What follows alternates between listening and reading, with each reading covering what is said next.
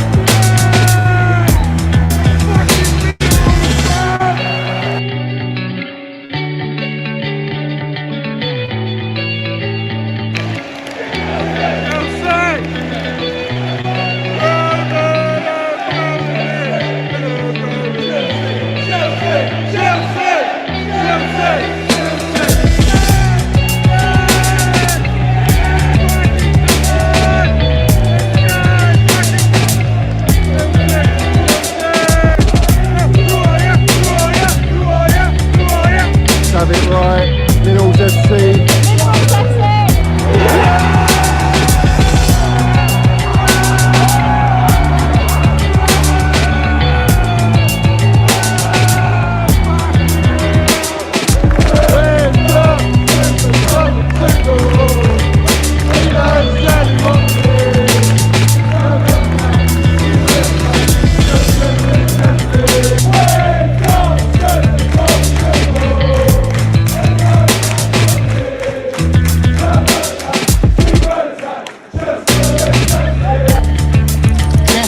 You got the minerals, yeah?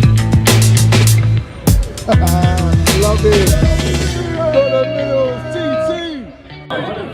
Hey, Johnny's got the fucking minerals, mate.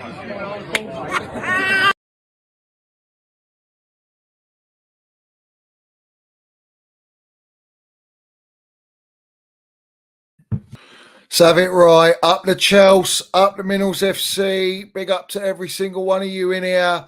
First and foremost, you know what to do. You know what I'm about to say. Hit that like button. Smash it to pieces. If you haven't subscribed, subscribe.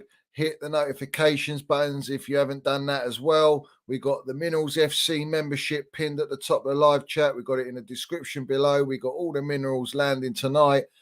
As per, guys, as per. Hope everyone's doing well tonight. Hope you're all having a good day. You've had a good day, and we're gonna you can sit back and enjoy the minerals that I'm about to land on this stream tonight, because there's a lot I need to get off my chest. So I'll quickly run through you geezers, all you ladies and gents in the chat, and then we're gonna land it. We're gonna land it. So we got mixters in here all the time. Big up to you, geezer. Hope you're doing well, my guy. Glad everyone enjoyed the show last night as well.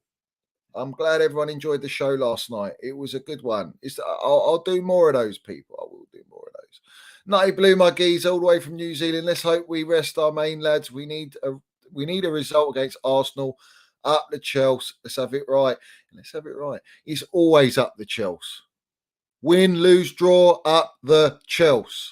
Yeah, up the Chelsea. Big up, Cameron. I can't take another loss to Arsenal, man. None of us can, guys. None of us can.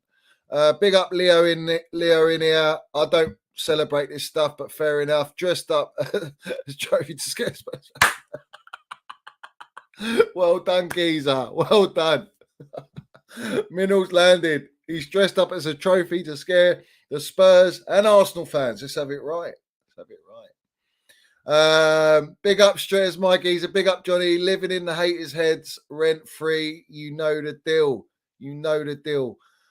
Big up RD in here. Preach, geezer. Let's have it right. Fanbase is damn sport. Let's go. CFC minerals need to be landed. Lewis Street were chatting so much shit. Oh, when do they not? When do they not chat shit? Tell me. Big up Robert Mills. Parts of the fan base don't know what they want success now, but want a long-term manager, but can't wait. So want a new manager, then repeat, turning into Arsenal fans. Great point. But we're not Arsenal fans. We got European pedigree. Yeah, we got European pedigree. We are nothing like them, regardless of whether we're in a rebuild. Yeah, because we see things they'll never see. European pedigree. Let's have it right. Let's have it right. Let me just run through. We've got, who else we got in here? We've got Mitchie's in here. Big up, Mitchie. Lovely to see you in here, geezer. Don't know. Do we rest or do we need a confidence boost? Changing again and again is giving us no link up between the players. I agree with that. Top Bins, big up my geezer. That's your modern football fan, I'm afraid. Instant gratification, win or bin. Can't see past the next match, let alone envisage a longer term outlook. Short-term pain, long-term gain, up the Minerals FC. Lovely to see you in here, geezer. And I agree with that. Big up, Mitchie. Mitchie boy, for your Super Minerals. They are sharpening the hacksaws on Potter on Lewis's channel. And our whole team is rubbish. Are they really supporters? No. Because it defeats the object of supporting. There's a fine line between critical and outright hacksawing your fucking entire club and all your players. And that's what I see. I see the hacksaws coming out. You ever seen Texas Chainsaw Massacre? It's literally like that, geezer. And they're the family in that fucking weird-ass town that they're in the middle, in the sticks, the little hillbillies, wearing a Chelsea badge, but going around chasing the real supporters and the players and the gaffer with that chainsaw. Let's have it right. That is what I see. That's what I see on Minerals FC. And it's not here. We don't represent that here. We represent positivity. We represent back in the team. When you're down and in the dumps, that's when the supporters need to dig out their minerals and back the team and help the team, help rejuvenate that spirit around the club. Yes, it reflects from the games that they play and the results, but at the same time, win, lose, draw, we follow the Chelsea. You know, that's what we do. So we need to get stuck in, dig out our minerals, and we know we've got a good team. We know we've got minerals. We know we've got great players at our club. It's not clicking right now. That's all it is, guys. We're going to get into it, though. Don't worry. We are going to get into it. Big up Gabriel in here. Big up Mr. Minerals. Yesterday's chat highlighted the lack of ball knowledge of some kids in the fan base. Laughable how you think we need 8+ players. No understanding of balanced midfield. Exactly. We're not 8 players off. We're about, I mean, it depends on who you release, who you let go of, and how many of players that involves. But I see it as we need about 4 additions. And then you can rotate players, but 4 actual additions is the way I see it. Big up Blue Hope. Thanks for your Super Minerals. Big up to you, geezer. Fan base is full of Jennets, all calling for the gaff's head after one loss. Love us when we win. Love us when we lose. London is forever blue.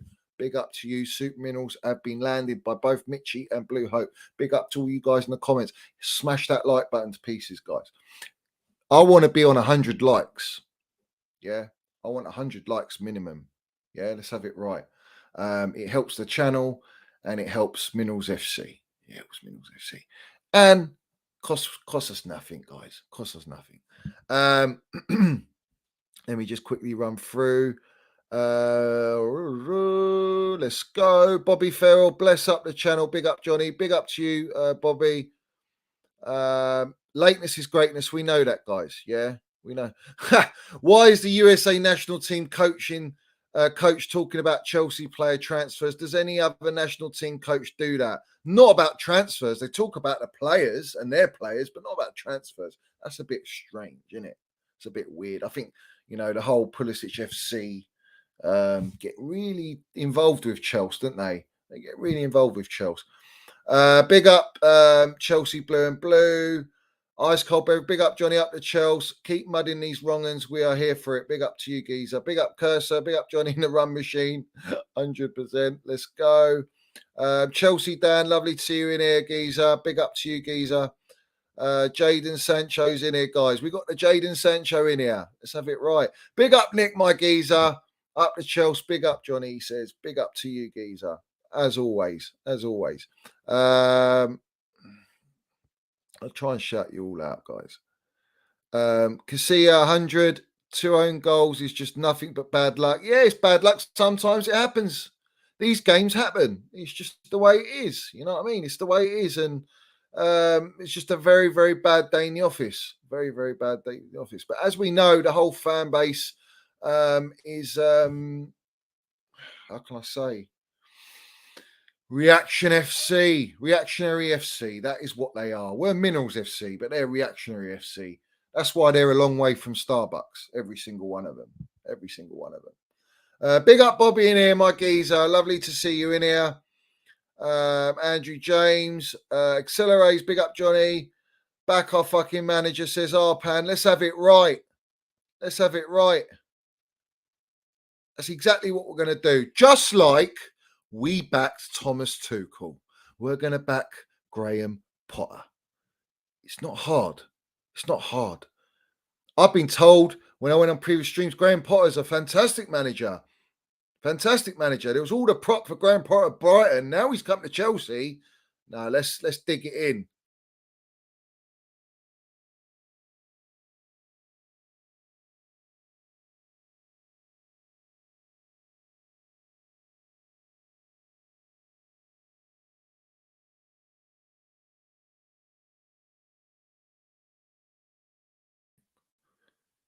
Absolute waffle. Don't know what happened there. I don't know. I think I need the likes up. I'm getting cut out on here. I'm getting cut out. Come on. Come on. Let's have it right. Let's address this. What's with you? What's with the you? Only full of positivity. All you do is rant. Back in the team is one thing, but to slate someone for saying the team isn't positivity. I don't understand what you're saying there, geezer. I don't understand what you're saying. You can still have a rant and let out your emotions, but you don't have to slander and say your whole team's shit and sell everyone. Yeah, that's not really ranting. That's digging your heels in, yeah, because these lot wear heels, they wear stilettos. We don't do that. We don't do that. We can rant and let out our emotion. That's one thing we do, absolutely, yeah. But we don't fucking slander our players and our club and our manager. You know, this is the wrong message because it defeats the whole point of being a supporter. Yeah. So if I want to rant, I'll rant, mate. Yeah, I'll rant, and I'll rant against wrong-uns. Yeah, that's who I rant against. All right, doesn't mean I'm not being positive, mate. Just means I'm calling people out because no one else does it. They like that. They like the circle, mate. I'm not in that circle. Big up, Serena Finier. Thanks for Super Minerals. Big up, Johnny. Don't push us out of top four. We might end up with third UCL. We have enough trophies to support Gaffer for long-term stability. Keep the blue flag flying high. Absolutely right, mate. Why can't we win the Champions League? Why not? You see, it's these wrong-uns in the fan base and on these platforms that spill all their shit, yeah, because they love to do it, all right? That will be those ones that will celebrate our team winning a trophy with Potter and with these players. Flip-flops. You got to be there when it's tough, mate, as well. Not just when it's all rosy. What's the point? The problem with this fan base, yeah, is this generation right now and the social media platforms are completely, it's like they're the voice of fans, but they're not. They're not the voice of the true supporters, really. Well and truly, they're not. Half of them haven't even seen most of Roman's era. All they've seen is Immediacy Chelsea winning trophies, sacking a manager, get a new manager in, sell a player, bring new players in, spend the money, we win. Great. I celebrate all day long because that's my club winning. I'm all for it. But what about the period before that? What about 30 years ago? You weren't there. You don't know what that's like. That's truly supporting when you're not winning trophies, when you're not competing for anything, yeah? And you're going home and away and supporting your club.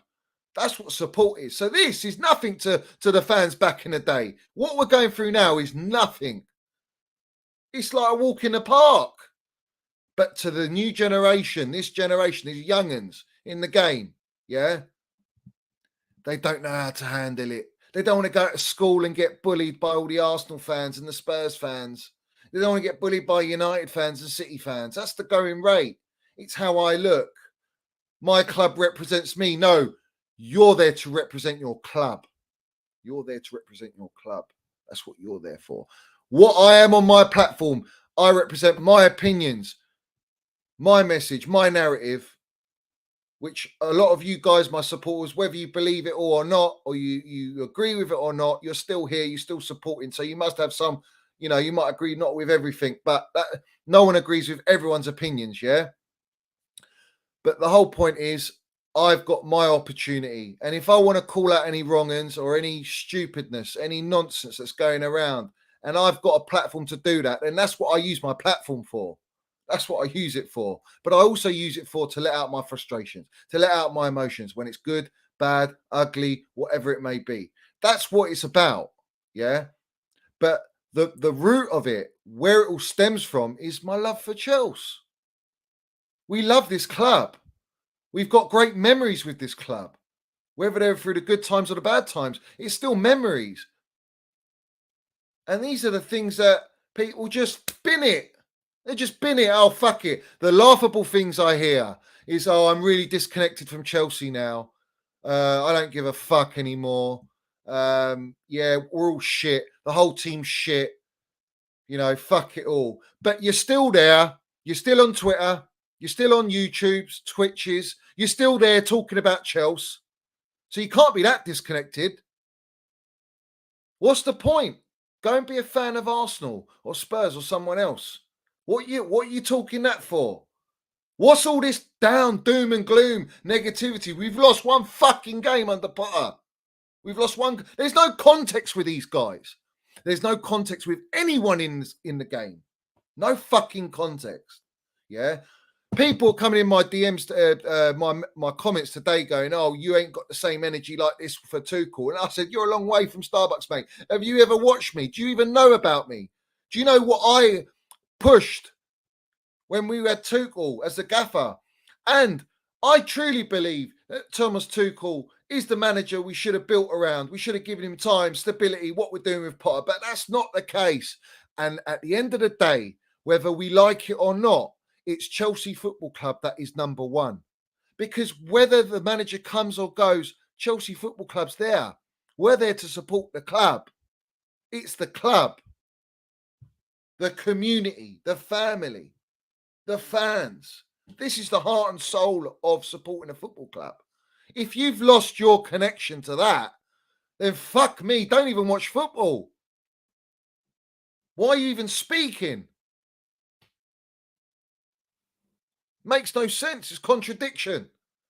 But then we'll go in and we'll dig our heels on every player. We'll say he's shit, he's that. No context, no memory at all. Memory's gone out the window. Forget it. It's gone. Yeah. This is the problem. It's the problem with the fan base. Yeah. They're fickle as fuck. Every single one of them. They're so flip-floppy, so wishy-washy. They've got no backbone, no fucking minerals. When I talk about minerals, yeah, minerals don't just associate to players and what I talk about football and that and this and that. It applies to life, man. If you ain't got minerals in your life, when things are going tough and you're at your lowest point, no one's going to dig you out except yourself. So it's down to you and your minerals and your bollocks to dig yourself out and get yourself back up where you want to be. And that comes with what?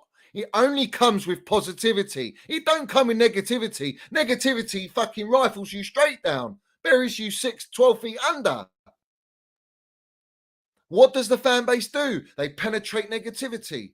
Constant. The media are lapping it up. The media are loving it. That's what the media want because they hate Chelsea. They hate Chelsea. And I saw Jamie O'Hara, absolute nonsense what you were speaking today, fella, or whenever your show was, saying that there's a media agenda against Spurs. Are you having a bubble? Yeah. Have you heard of Chelsea Football Club? I'm sure you have, because we're the biggest club in London. Yeah, let's have it right. But don't tell me that there's a guy with a voice, all right, in the game, and he can push out messages and narratives, yeah? And he's pushing out that Tottenham, Spursy, have got a media agenda against them. He's laughable. We were told it's got one of the best squads in the league. We were told these guys are going to be right up there with Conte. They're going to be top 4. They're going to be competing for the league. They're going to take over Chelsea. All of a sudden, there's a media agenda against them. You know, this is poor, guys. This is piss poor, bruv. Piss poor. Yeah. And when I talk about certain, not all the fans, not all the supporters, I'm just saying there's a large minority, a large majority, not minority. The minority is us. We're the minority. Yeah. We are that minority here, because there's not many of us around. Yeah. But the large majority of the fan base are negative, are quick to dig and hate on their football players, have agendas against their football players, have agendas against the gaffer. And it's not just Potter. Let's talk about all the agendas against Thomas Tuchel. They were relentless. How many media platforms? How many YouTube platforms? How many fan accounts on Twitter and social media were feeding into putting pressure on Thomas Tuchel? They're all saying, and I don't forget all these media platforms, he doesn't get time. Why does Tuchel get time? We haven't got patience. He's just spent 300 million. Yeah? We all remember these people speaking like this. Yeah? Now Potter's come in and fans are reacting. No. We've got to back. We've got to give him time. Where was the same energy for Tuchel? Tuchel inherited this squad for 2 years, pretty much. Got this one window. Weren't his signings. And I stand by it, yeah? Because I got the minerals to know that, right? So where are you going with it? All you wanted to do was doubt him. He's made our whole attack shit. Our attack's been shit. Our defence has been shit. These players are not good enough. They've got no mentality. They've got no minerals. They've got none of this. They're not good enough. They're not Chelsea level. I've seen the list of players. They're not all Chelsea level. Well, what is Chelsea level, guys? Tell me, what the fuck is Chelsea level? Yeah? I'll tell you what Chelsea level is. Winning that Champions League for the second time. Club World Cup, Super Cup, getting into 6 finals. That's fucking worthy to play for Chelsea, because that's Chelsea's DNA. That's their mentality, to go and win and compete at the highest level. Yeah? That's the mentality. Those players were good enough to do that. But all of a sudden, they're shit. They're not Chelsea level. Is that the narrative? Weak. You talk about players having weak mentality. Your mentality is weak. We haven't been built to win the Premier League title. We weren't even built under Conte to win it, and we won it because we weren't in Europe. Yeah? Let's have it fucking right. Let's be real about it. When have we been built to win that Premier League title? We're not. Are we ready now? No, we're fucking not.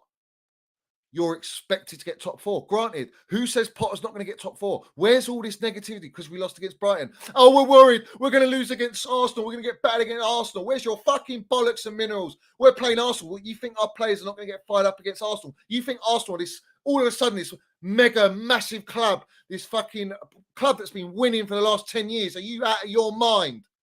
Do you understand what club you support? I don't think you do.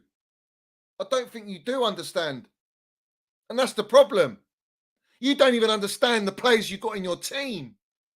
You just want to throw them under the bus. Players that are delivered at your club. Had you celebrating fantastic moments, historical moments. But we'll forget all that. It's about the now. And that's my point. This fan base, this generation is about one thing and one thing only: immediacy. That is all they give a fuck about. They're not willing to give Potter time. They're not willing to let players mature and get to their fucking pinnacle and peak. They don't give a shit about that. They don't care. They just want to win. But our team is not at that stage to go for Premier League title. And if you think it is, I can't help you, geezer. I can't help you. And I'm not going to. I ain't here to fucking educate. Yeah? Let's have it right, Blue Hope. Big up to you, Super Minerals. The same ones bitching about Kai Mount are the same ones crying for the cement booted fraud back. This is the thing, right? Anyone asking for that player back tells you everything about them as a supporter, because what they are is a rat. Yeah? Because Lukaku's a rat. So you want a proper rat. You want a rat back. Yeah? No, don't work like that. Right? There's a thing called loyalty and respect and dignity. And these fans don't have that if they want that guy. But to bitch and moan about Kai and Mount, it's like, you know, people have a go, yeah. They like to have I live in their minds rent free when it comes to Mason Mount and Kai Havertz, yeah. And do you know why I react the way I do? Because I'm there to support and defend those two kids, because they're still kids. They're 23 years old. They're not fucking 27, 28-year-olds in their prime. They're still developing. They're still learning the game. But they got trophies and medals in the cabinet. That's what they got. Yeah, at a young age. More than you can say for all these world-class players that are in their primes. They ain't ever won these trophies, right? So with that comes a level of respect. But I want to land this one, yeah? Because this one really fucking rattled me, yeah? I never tweet about it, but I should do. But instead, I'm going to land the minerals on here instead, yeah? But before I do that, hit the like button. I want everyone to smash that like button right now, yeah? I want everyone to smash that like button, all right?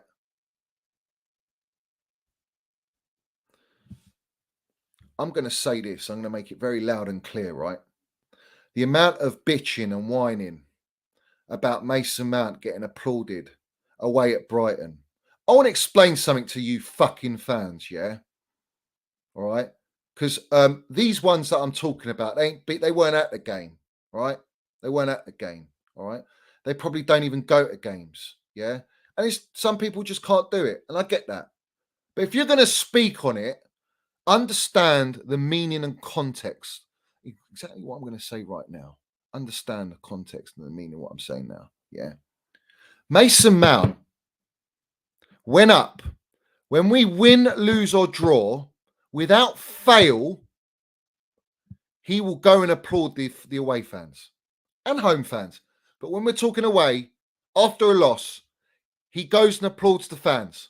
Do you know why he applauds the fans? Do you know why? Because he loves the club. He knows we fucked up as a team and we lost the game. And he's there to applaud the fans for witnessing it. To go through that. Because all he wants to do is win at his football club. So he's applauding the fans. He's not waiting there for fans to applaud him. But do you know what happens? It's a mutual respect in the game where the fans, the supporters of Chelsea that travel, appreciate Mason Mount and the players going up to applaud the fans. It's a touching moment. It's a very special fucking moment in a game. It's a connection. That's the people that speak on this and that mock it and say why they applauding Mount for that performance. Yeah. Why are they applauding all the players for the performance? Do you know what? Because it's called being a supporter. Yeah. It's called the players respecting the supporters respecting the players. That's why those supporters go home and away. Let's have it fucking right. So don't speak on shit you don't understand. Don't speak on it. You don't know about it. No one's applauding Mount for a performance or the team for a shit performance. They're applauding them. The players are applauding the fans. That's what they are doing. That's what you don't understand. That's what you don't get. And out of respect, because you love your club and you love these players, you applaud them fucking back. Simple as, mate. Sweet as you like.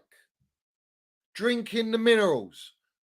Because if you can't understand that, like I say, you're a long way from Starbucks.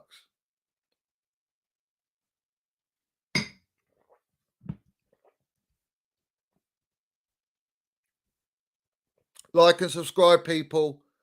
Like and subscribe.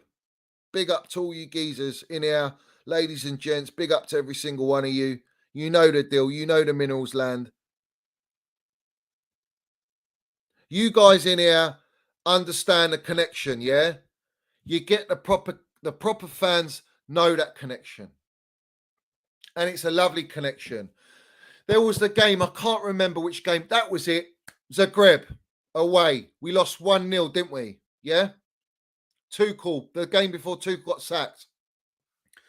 There was only one player that went out and applauded the fans. Only one. And that was Mason Mount. There was only one player who offered to speak to the media.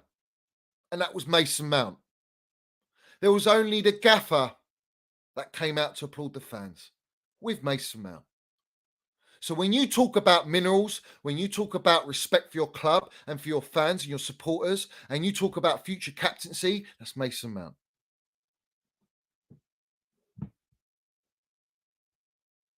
The ones that don't understand and get Mason Mount never will.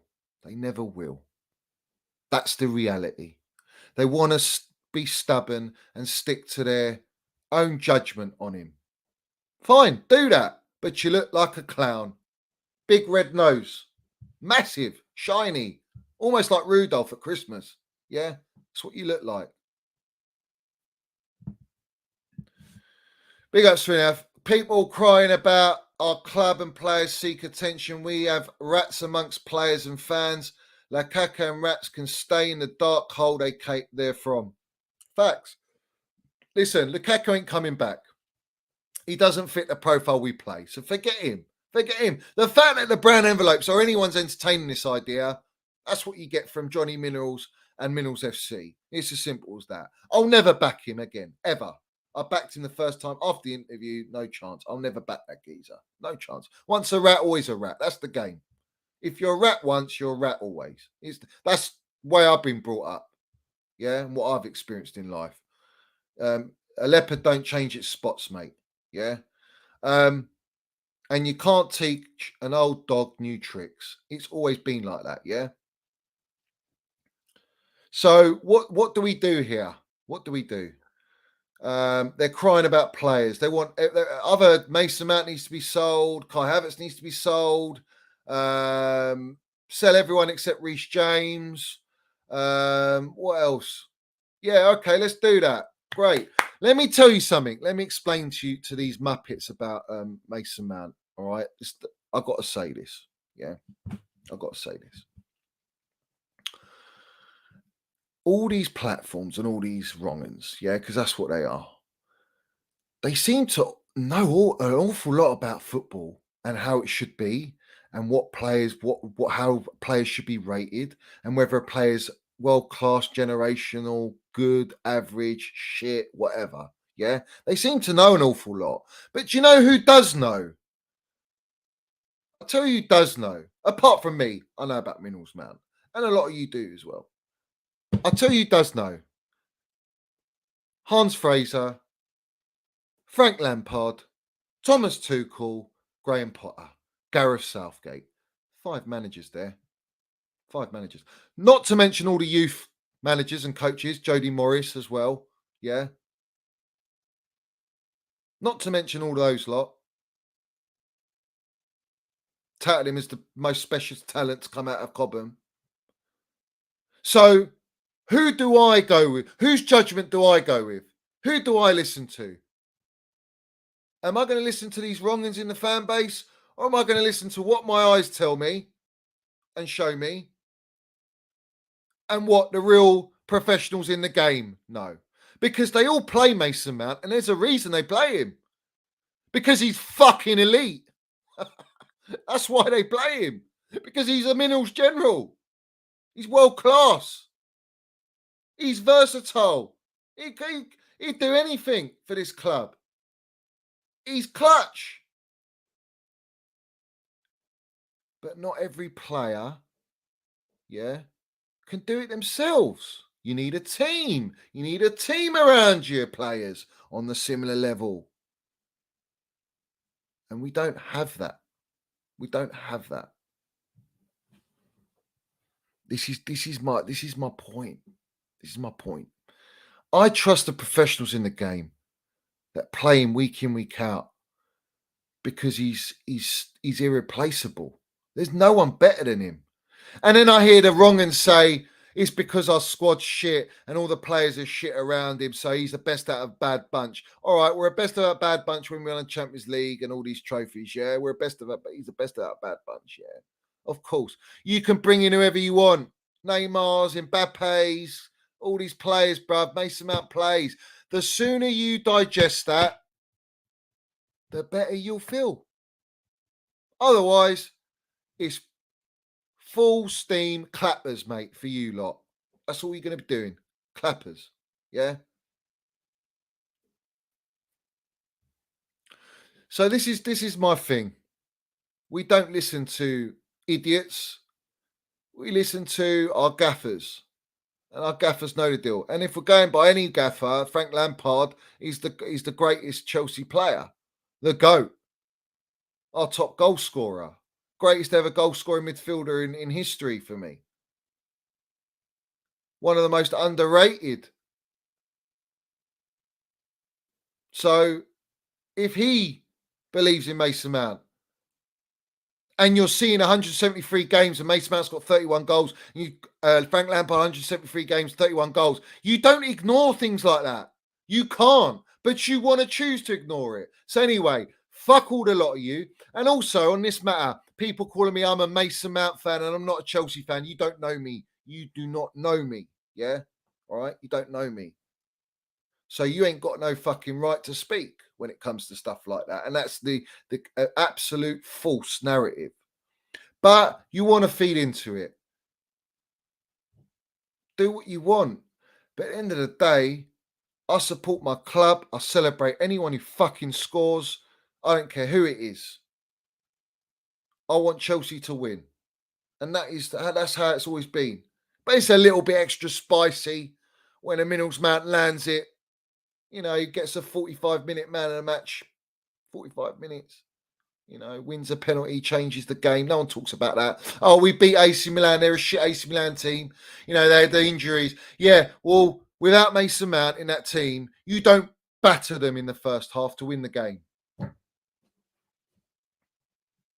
You don't do it. So we're gonna downgrade his performance because we're playing AC Milan, the reigning champions of Serie A. Listen to the agenda, the nonsense that I'm hearing for these people. It's poor. It's really poor. And anyone who wants to sell Mason Mount, I'm very, it's hard for me to break this to you, but you're in the mud. You're so deep in the mud. It's quick drying cement for you because you're going to be down there forever because you ain't going nowhere. So, a word of advice. Go and study him, understand him.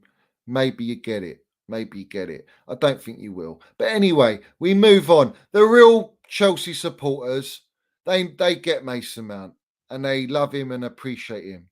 All right? And he's a fucking leader. He's a general. Yeah? So my motto is, and my narrative is, I won't accept any bullshit on him. Kai Havertz, all these players. The funny thing is, I don't even hate Jorginho. I'll criticise him. I know his deficiencies, but I praise the player, bruv. I praise him, mate. You know, there's a difference.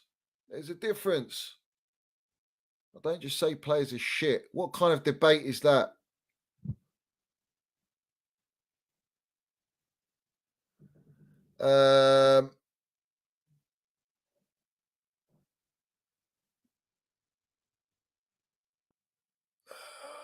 Big up to all you guys. Don't bring up wrong uns, bruv. They're weirdos, mate. They've got a few screws loose, these people. You don't want to be bringing up people like that. They're nothing to me. They're absolutely nothing. I couldn't care less. But we talk about teams that we've had in the past. Get your head and asses out of the past, because when we talk about players that are currently playing, you want to disregard the past. How can you disregard the past, guys? You're going back in the past, talking about the past to back your argument for the present. Well, it works both ways, fellas. It works both ways. So stop being wishy-washy. Yeah, we don't like that shit.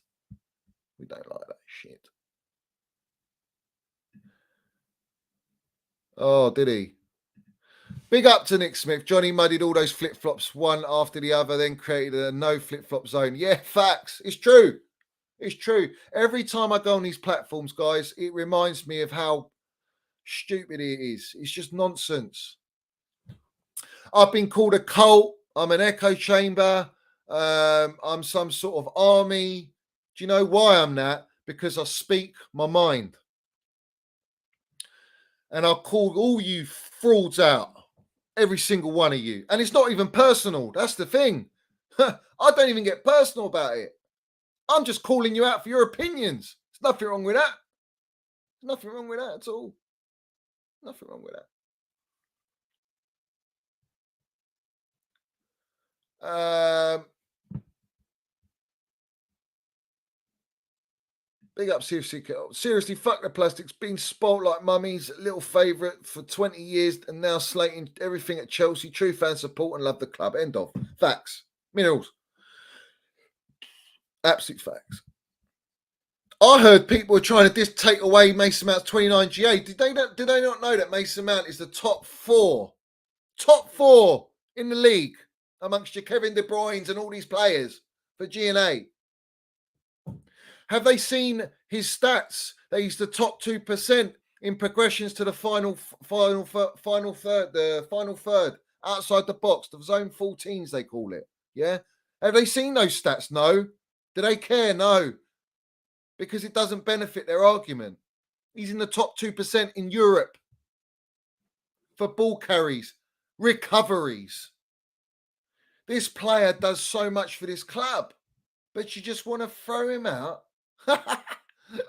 Oh, you're a long way from Starbucks, every single one of you. A long way from Starbucks. Hilarious. I saw one geezer go, yeah, Reece James captain. And then he goes, yeah, but I don't think he's very vocal though. You know, vocal enough.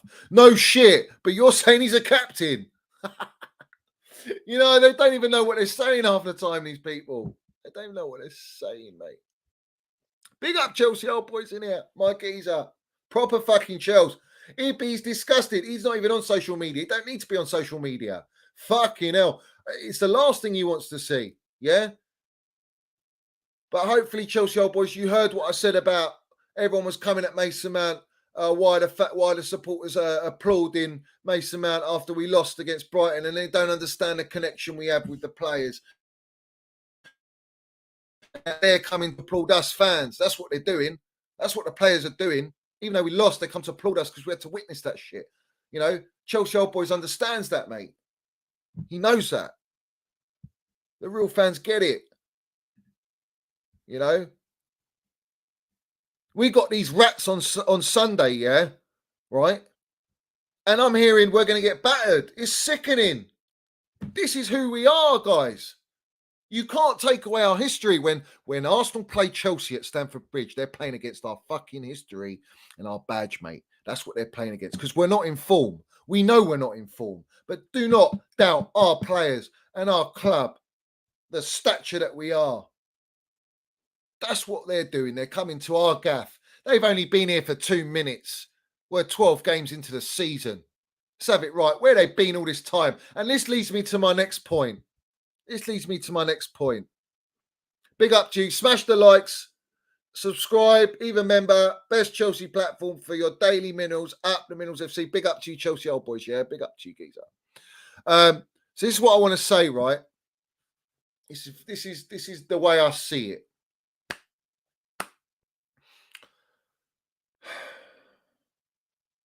These fans, right, have to understand something. We went through something in history. That was the sanctioning. It's never happened to a football club. We went through that under Thomas Tuchel, who all you lot threw under the bus, a lot of you. Yeah. Everyone threw him under the bus. And then claimed to be. No, you're not. So, when I put the tweet out today, and this is what I basically said this: Pep, Klopp, Arteta, Ollie, they've all had a minimum of 3 to 8 years at those clubs that they're at. Just think about that for 1 second. The longest serving manager we've had was who? Jose Mourinho. Jose Mourinho. Think of how far back that is. The manager hasn't even lasted 2 years.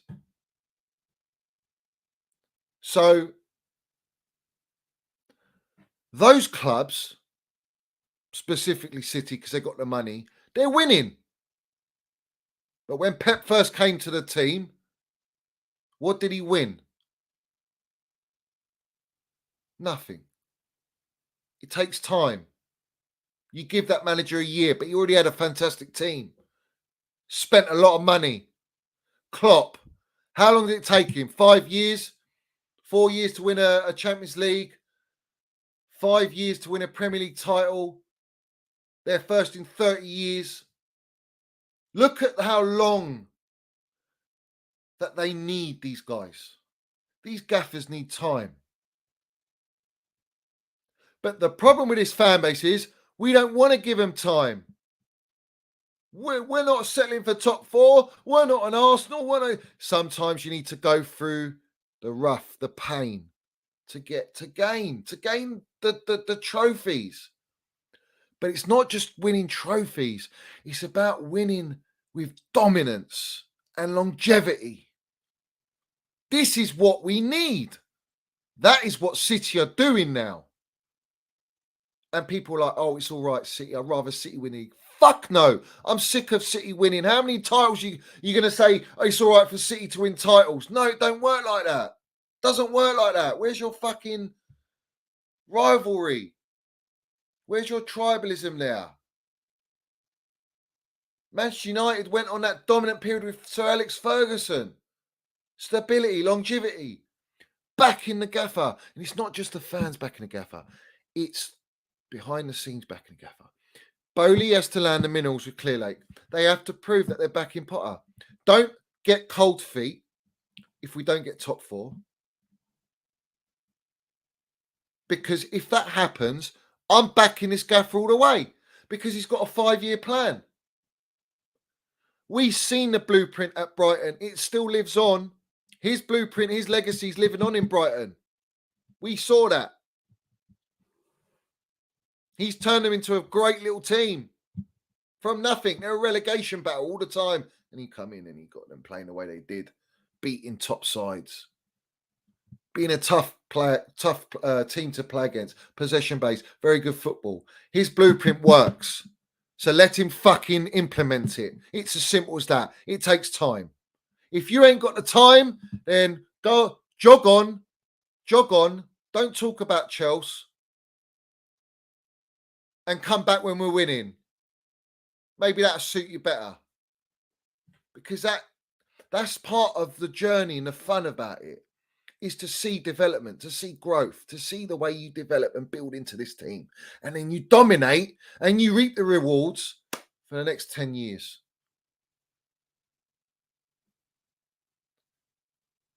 There are people in the game that can see Graham Potter. If it clicks and it works, it's going to be scary for everyone. It's going to be scary for everyone. And I'm all for that. Big up Srinif again. Thank you for your super minerals. Much appreciated, guys. Thank you very much, Geezer. A special super chat for mental health awareness. People who crib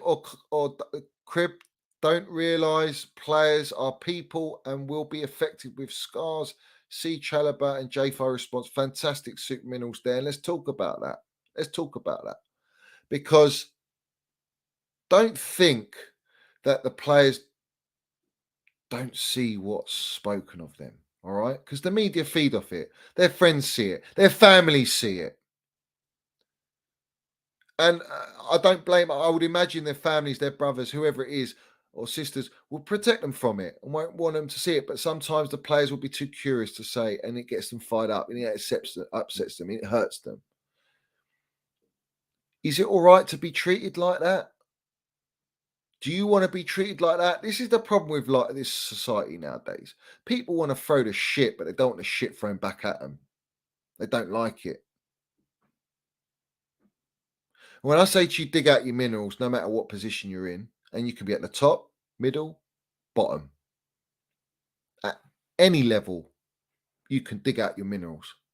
And mental health's a serious thing.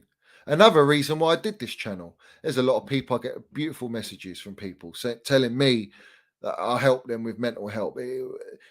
Them watching this is something that can just relieve them. This is quality. This is worth. This is what it's about. Yeah. But we've got all different types of mental health, different situations. Everyone's situation is different in life. Everyone. No one goes that same path. You might go similar, but not the same. It'll never be the same. Every individual's different. So we have to treat every situation delicately. The way Trev spoke, the way J5 spoke, and Jorginho gets a lot of hate. Everyone knows that. But what did he do? He turned that negativity and that hate to make it positive for him, to get out of that mindset. And when he succeeds, which he has, it's nothing better. Nothing better than that. Than shushing all the fucking wrong uns. All the people that give it all the big un. Behind the screen. Behind the keyboard. Because no one's got the right to judge. Yeah? You can have an opinion, but don't turn your opinions into fucking, you know what I mean? You know it all. And you've got the right to slander players. It's just unacceptable, mate. It's unacceptable. So I agree with that. We're all human beings. Players are human beings. They're not robots, guys. They're playing relentlessly, guys. You know, the FA, the UEFA, they're wrong uns, mate. Brown envelopes flying all over the gaff because that's all they care about. They care about the financials. They don't care about the health and safety and well-being of these footballers. And not just Chelsea footballers, all footballers. It's like they're just money-making machines. Yeah, their bodies are built in a certain way. That's why they're getting injured. It's devastating for a player to get an injury. All right, just an injury, to not be able to be on that pitch. That's all you've done all your life. You've sacrificed everything in your life as a child, yeah, to be a footballer, and that's why you reap the rewards. But getting an injury is mentally disturbing, and when it's a long injury, 2 months, 4 months, it's a killer. Some can be career-ending injuries. So you have to understand there's context to every player that performs. And I'm going to bring up Chilwell because Chilwell was out for a whole season. Very difficult mentally. Do you know how hard it is for him to get on that pitch and try and be the player that he was when he first came to Chelsea? It's very difficult. And you got people having debates about Cucurella and Chilwell and he's shit, get Chilwell out. What kind of fucking support is that? What is that all about? Who the fuck are you to act like that?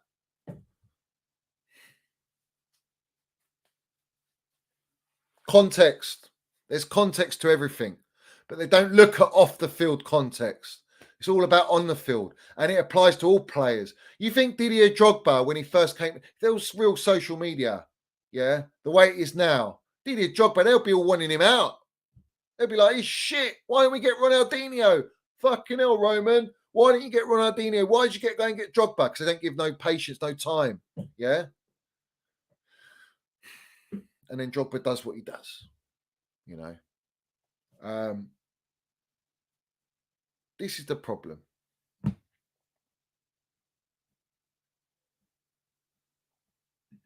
We know this about him. We know this about him. Big up, Chelsea. I'll never say that my Chelsea will lose to anyone with form or not always have belief. You melts carefree. Absolutely right. How can you go in with that mentality that you're just going to lose? How? Whenever I watch Chelsea, I believe we can. I always believe. You might have a feeling, yeah, or while you're watching the game, you can see the pattern of the game and the way the officials are and the way the game's going for you or not going for you. Yeah, I get that. But to just write off a game that we're going to get beat by Arsenal, I'm telling you now, we're going to beat Arsenal on Sunday. We will fucking give them that loss. I don't doubt it. I don't doubt it. Clip me all you fucking want. We will go and do them. They don't know what Chelsea team they're going to get on Sunday.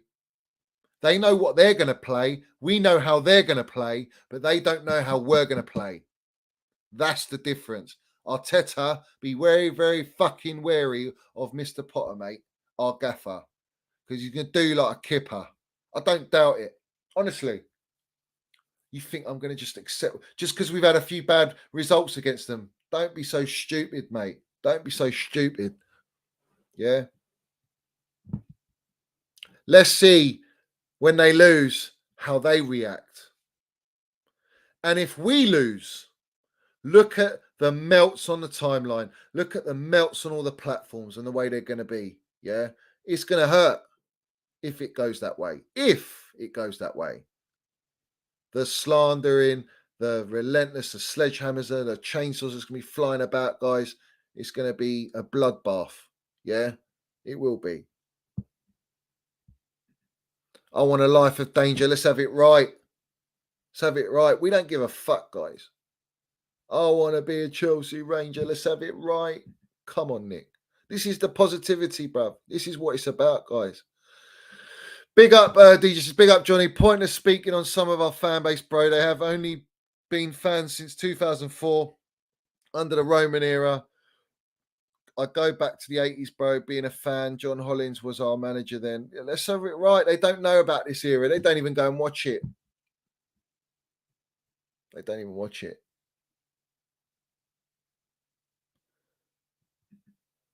That's not how Eunice and Miz see it. See what, bruv? Let me know what they see. Because they don't see things that Minerals FC sees, clearly. Big up, Johnny. Big up, Abbas. Lovely to see you in here, geezer.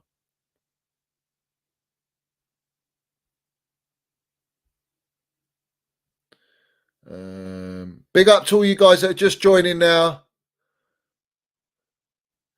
Absolutely right. We've got mental health on all different aspects in life. This is why the Chelsea's our escapism. It's our enjoyment, mate. It's a love. It doesn't matter if you go and you lose a game. It's still the journey, the buzz going to a game, the conversations, the drinks, the witnessing it firsthand, the live atmosphere, the shit you get from the fans. That's what it's all about.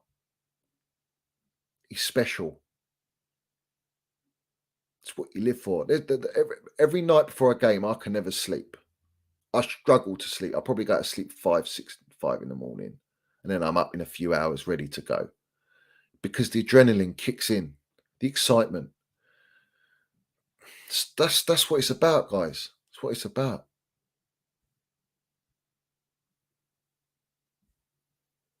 Nick Smith, you're killing me, geezer. Go on, Joe, I land it. So to all the Agenda FC haters, why throw the dummy out when we are the most decorated London team? Are you jokers up there? Chelsea, have it right. Land the minerals.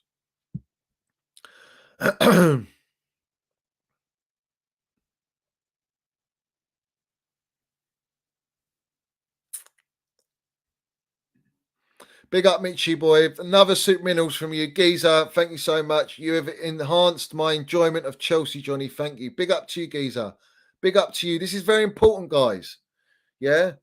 It's very important, guys. I never entered this game. It was lockdown that got me into all this stuff. Otherwise, I wouldn't have touched it with a barge pole. No one would even know me. It's how it is. It's how I was. Imagine going to work and having 40,000 people judging your every move. They're only human, back your players. Exactly. Oh, yeah, but we don't care. They get paid so much money. Oh, well, what a shame. You're not getting paid the money, so you're fucking jealous. And that's not an excuse. It's not their fault they're paid this amount of money. It's not their fault that the transfer fees are that amount. That's the game, mate. That's the business we're in. The business, mate. Yeah, that's what we're in. So it is what it is. Accept it. Accept it, guys.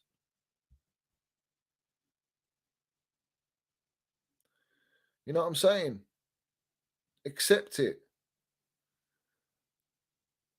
Do you know what the beauty of this, yeah? This is why I'm so happy I did this, yeah?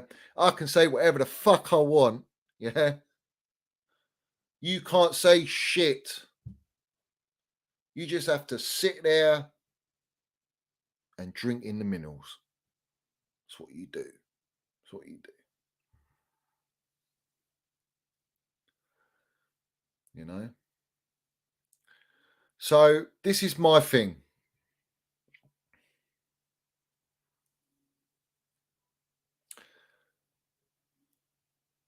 We have to be patient and we have to back this gaffer. We have to. If we don't back this gaffer, you're never going to back another gaffer again. It's just really stupid. I don't want this cycle all the time. I want to have a manager, bruv. I want to fucking have a manager for the next 5, 6 years, 10 years. You know, this is why I had this connection with Tuchel, because I felt he was going to be that manager and he deserved that right, yeah? I really thought he was that gaffer. And I backed him all the way to the end, bruv. Backed him all the way to the end. All these other platforms giving it, criticising, digging, agendas and all this shit. Because what did they do? They fed into the narrative. The campaign against Chelsea, you fed into that. You wrong and you're stupid. You're either part of it and you're a brown envelope, or you're just stupid. Because you're scared of going against it. Because you don't want to look like the odd one in the room. Not me. I didn't give a fuck. Me, I was all in. All in. All in. I back him to the right to the very end. Deserved all the fucking time. Didn't get it. Look at me now. How am I now? I'm all for Potter. I can see what he's going to bring. I know what his blueprint is, his brand. I can see we're bringing in a whole team behind him. We're bringing in proper professionals to do the right job roles, a better model than we're going to have, that we did have with Robin. I can see all that building. It's going to be fantastic. This is the thing. It takes time to build. Rome weren't built in a day, was it, fellas? No. So Chelsea Football Club ain't going to be built in a day. I mean, it's a little bit different. Roman did build Chelsea in a day for a bit of bants. But this is my thing. It takes time. And this season is going to be a transitional season. Yeah.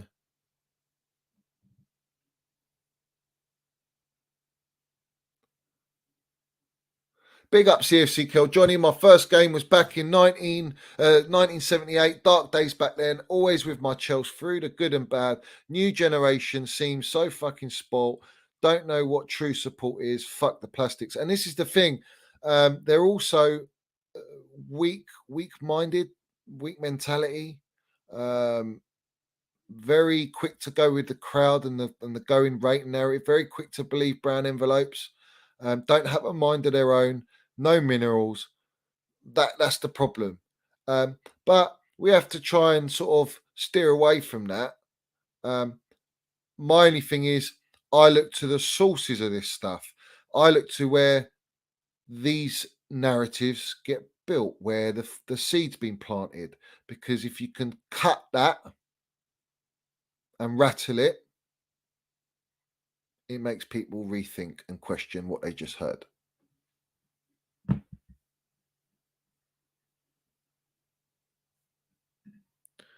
Adrian, big up. Couple weeks back, it was reported Tony Cruz was very interested in switching to England. Hypothetical fun fantasy question for you. Rice and Kroos sounds amazing. What you say? I'd rather have Rice and Frankie de Jong. I want young midfield. I want a midfield that has longevity. I don't want to buy a decorated player that's not going to have that hunger. He just wants to finish off his CV to say he's played in the Premier League. That's not for me. That's more of a United route. I don't even think Pep would go for that. Maybe Liverpool might do, but not for me. Not for me, geezer. Great player. But I don't think it'll go too well in the dressing room with Minerals Mountain here. I think Minerals Mountain will knock him out. Let's have it right. Well,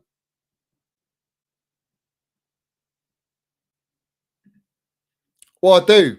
There's nothing you can do about it. Call me an idiot all you want. Arsenal just informed, mate. That's all. You beat Nottingham Forest 5-0. Nottingham Forest are shocking.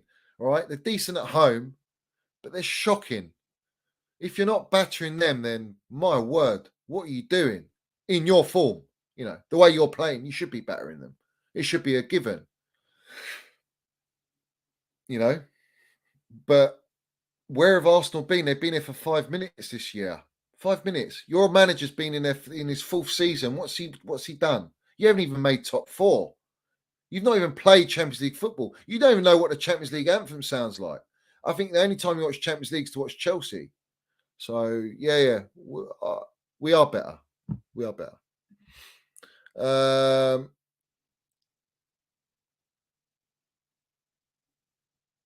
Love that. Love that, geezers. Love that.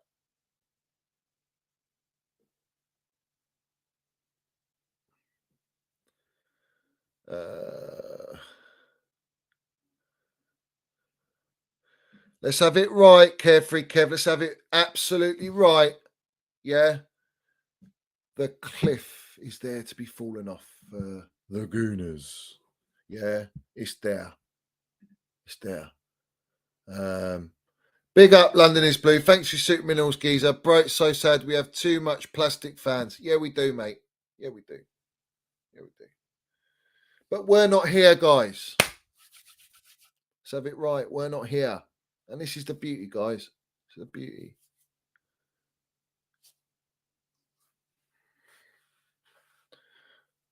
If you're about Chelsea old boys, let me know, geezer. Would love to hear your thoughts.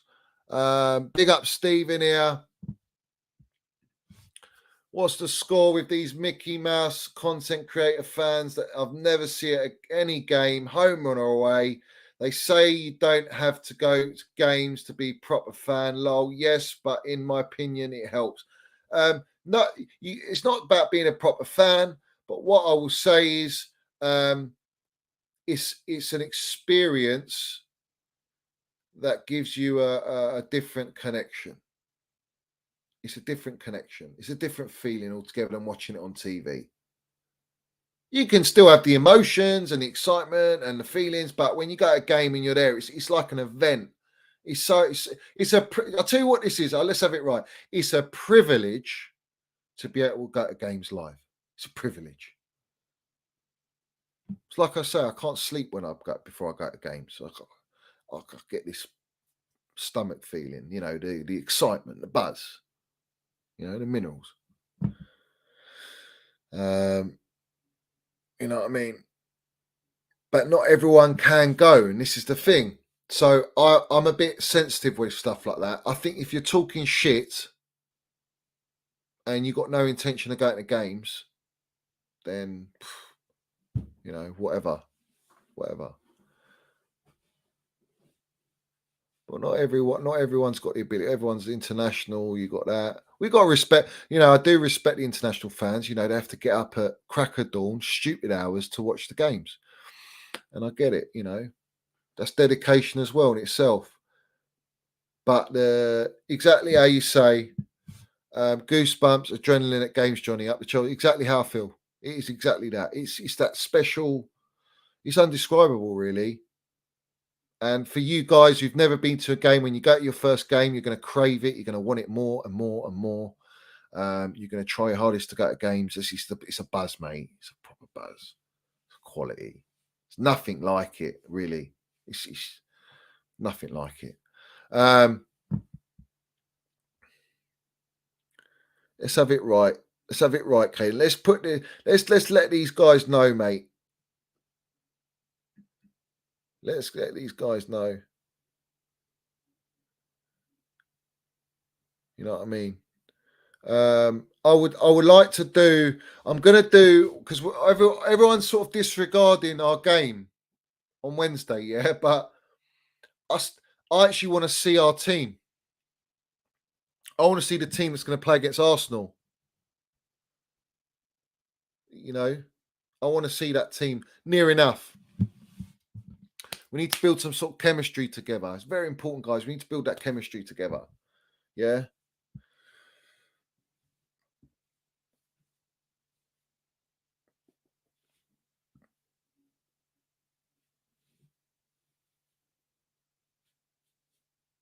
I get it, Steve Geezer. You don't have to tell me, mate. I understand, mate. I understand. I understand, mate. All right. I'm going to put the link out. If I don't know you and you don't show yourself or any fucking monkey business, you ain't coming on. Yeah. So I'm going to do that.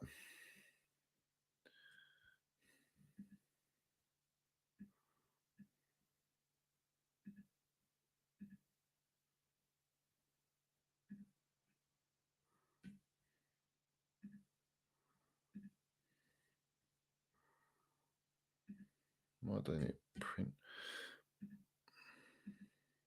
There we go. Arsenal and no one, mate. Arsenal and no one, mate.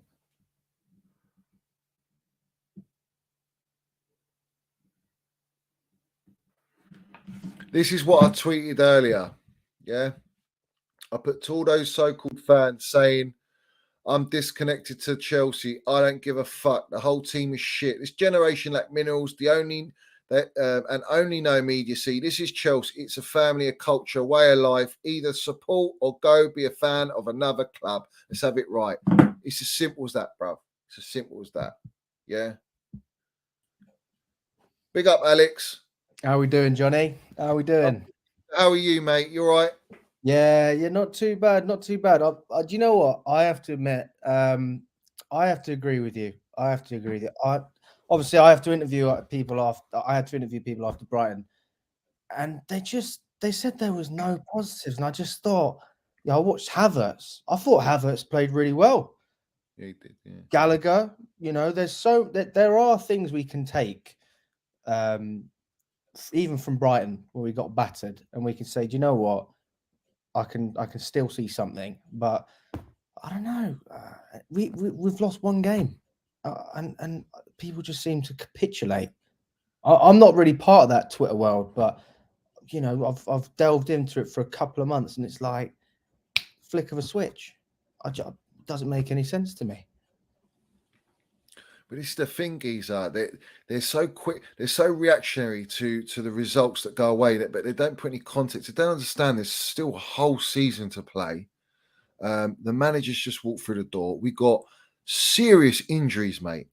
If you look at Man City, Liverpool, Arsenal, Man United, have they got players like Kante, Reece James, Fofana, Koulibaly all injured? No, this is the thing, and Right. on top of that, I think when you look at Man United and Arsenal as well, they don't have Champions League football, so it's completely different, And Newcastle, they don't have any European football. So everyone bigging up Newcastle, they're doing a good job, but they don't have the congestion that we have. They don't have the injury issues, and on top of that, it makes me sick to say it, but they don't have their managers aren't under the pressure that our managers are under, whether that's Tuchel or Potter. And it's great in a way because it sets a standard, right? So I respect the fact, I like the fact that we're a club like that, and that is to an extent the way it should be. But you've got to understand, in Potts' first season at Brighton, it wasn't pretty. I remember when they came to the Bridge, it was boring, it's pathetic football they were playing. But then I went to the Brighton Stadium the year after, and the year after that, it got harder and harder. And it's not like he had a lot of money to spend. He's got resources here. But what that does is it changes the expectation, and it also changes the perception that just because we've got money, it's not going to take time. And that's just not how it works. If anything, we need more time because there's a complete transition in everything from upstairs You know, some of the players that don't want to be here, Lukaku included, he's still contracted to us. Until these things get sorted out, I just don't see how we can judge Potter, especially considering he's actually had a decent start. I agree, mate. And this is the thing, yeah. It's everyone. There's the fan base was split by the media, yeah, with Tuchel. That's how they managed to get Tuchel out, because it was, if they'd done it before, you're talking carnage, mate. Like, the fan base wouldn't have it because everyone was behind Tuchel, yeah. But then there was a slight doubt, propaganda, narratives going out, pressure, decline, results, injuries, all this shit happening, transfer window, Ronaldo, blah, blah, blah, built up. You sack him, now you bring in Potter. It's like you're forced within the season to just transform from Tuchel, who you've gone experienced something with your football club that's historic and probably the most toxic time, the worst time as a Chelsea fan, in the sense of the way we were treated in the media, the way we didn't know what was going to happen to our club. We didn't know who was going to buy our club. We lost the best, greatest owner in world football that's ever going to be. Yeah. And then you go from that to then now we've got Graham Potter, and it's like, okay, we just got to accept it. We've got no time to digest it because you're in the season. And results are going to be a reflection of just that transition alone. Not to forget the transition that you got with Potter, his team, backroom staff, players adjusting to what he wants to bring to the club and the philosophy. These are major transitions, mate. It doesn't happen overnight. But this is what I'm saying. They're too immediacy based. Everyone's just immediacy. And that's the problem. I've never understood that, honestly. And, you know, I mean, for me, it's not even just Tuchel. We go back years. I mean, Sarri, another manager who I really believe could have done great things. He was just ousted out. He could have easily stayed at the club, but, you know, he got so much hatred. It was so toxic. I know probably not everyone likes Sarri, but that's just an example. I mean, people are saying Potter, all he does is stand there and clap on the sideline. Tuchel was the complete opposite. It's almost refreshing to actually see a bit of positivity. I'm not trying to criticize Tuchel, but I'm just saying there's different styles of management, and just because something's different doesn't mean it's bad. And it's the same with Bowley to an extent with Abramovich. Abramovich was quiet. He didn't say anything. You know, he just did his thing. Bowley's very much out there. He's bringing out statements. I mean, he did a press conference like a month or two ago, 30 minutes just talking about Chelsea. I mean, it's just unheard of. I don't know any owners that would do that kind of thing. So it's a new and that's another thing, Alex. Yeah, with Tuchel is the way he had a connection with the fans. But it's because of what we went through and experienced, and the way he represented our football club. We loved him for it. Which was fantastic, absolutely. And his passion. But Potter, to come at Potter for sitting on there clapping. The thing with Potter, if you watch Potter, he's a very calm geezer, very composed, doesn't show too much, doesn't give away too much. And I like that. There's a calmness about him. And in certain games since he's come in, I've seen that calmness through the players, reflect on the players. And I think when he goes in the dressing room, he'll be calm, he'll be this and that. Tuchel might be a little bit more boisterous, you know what I mean? A little bit more fucking, let's have it right. Yeah. But I think Potter is quite, he's clever, he's good. But the negative, if you call it a negative, he needs to stop player pleasing. He needs to play who wants to play and land the minerals. And if you don't land the minerals, you're on the bench, and that's the mentality. And the board need to back him for that. It's all a transition. So we talk about player pleasing. I just think that's giving players a fair chance. Even Pulisic, right? People criticize and Sterling, actually. I'll bring Sterling to this as well. Playing them as wing backs.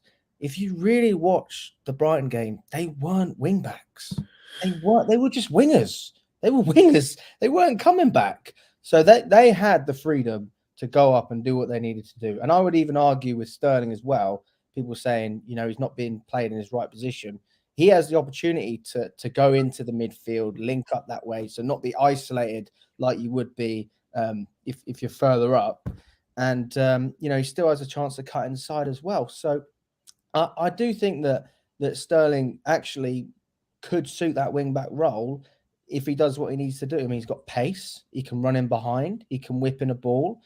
Look at Marcus Alonso. This is a wing-back example, a player who easily got in the box and score goals. If a player like that can do it and produce, why can't a more attacking style like Sterling do something similar? Obviously, it's different examples, but the same sort of outcome, if that makes sense. Because he's not a wing back, firstly, and secondly, Pep never played him like that to get the best out of him. That's a whole different discussion.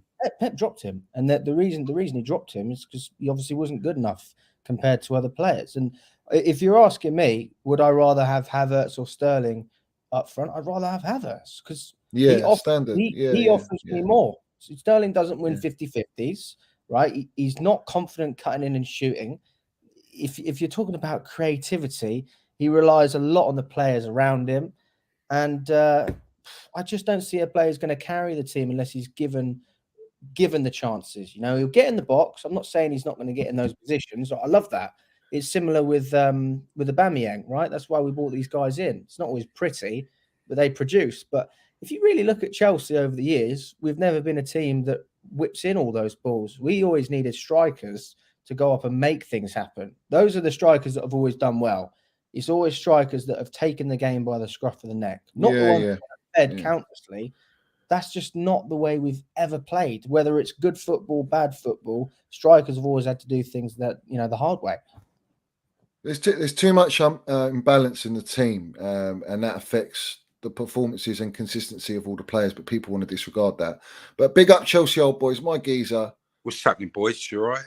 Yeah, all good, Very mate. good. All Yeah, good. well, I totally agree with everything what you guys have been saying, because last week against Salzburg, I think me and you, Johnny, we said this, that if he plays the same team against Brighton, we're going to get found out, because completely different type of football, European football, slower pace, more technical ability, and I just saw it coming. Because, as you said as well, Chelsea Fan TV, they were bombing up Pulisic and Sterling.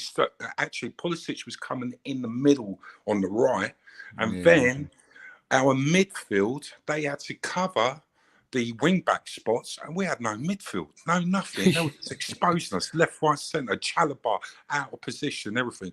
But I'll tell you what, Harry Potter, I'm on that skill now, Harry Potter shit, you know what I mean? All this magic crap. I think it's a blessing in disguise, this defeat as well, because he's going to learn now. He will never do that, because he had Aspie. He should have played Aspie, because we know he's going to give us that solid defensive play. Yeah, he will cover, he will fight for us as well. Chilwell should have started, and he's going to learn from that. So I'm going to take all the positives out of it from the negatives. He ain't going to do that again, and he knows that. So we're just going to grow, get better. We're going to hopefully we'll get our plays what we need soon enough, but I've still got faith, and he's going to get it right. I'm a little bit upset here and there because I could see it coming. When I saw that team sheet, I was like, no, mate, no. But it's all right. We'll take the L and we move on from there. And we're going to beat those fucking Gooners, mate. Done. End of. Had enough of it. So shame. We have to do him. We have to do him. We'll do them. Did you agree though? What I said. I think we know how they're going to play. We know their setup. We can watch and analyse, but they don't know about us. Of course they haven't got, and I think that's dangerous for them. Of course it is. Yeah.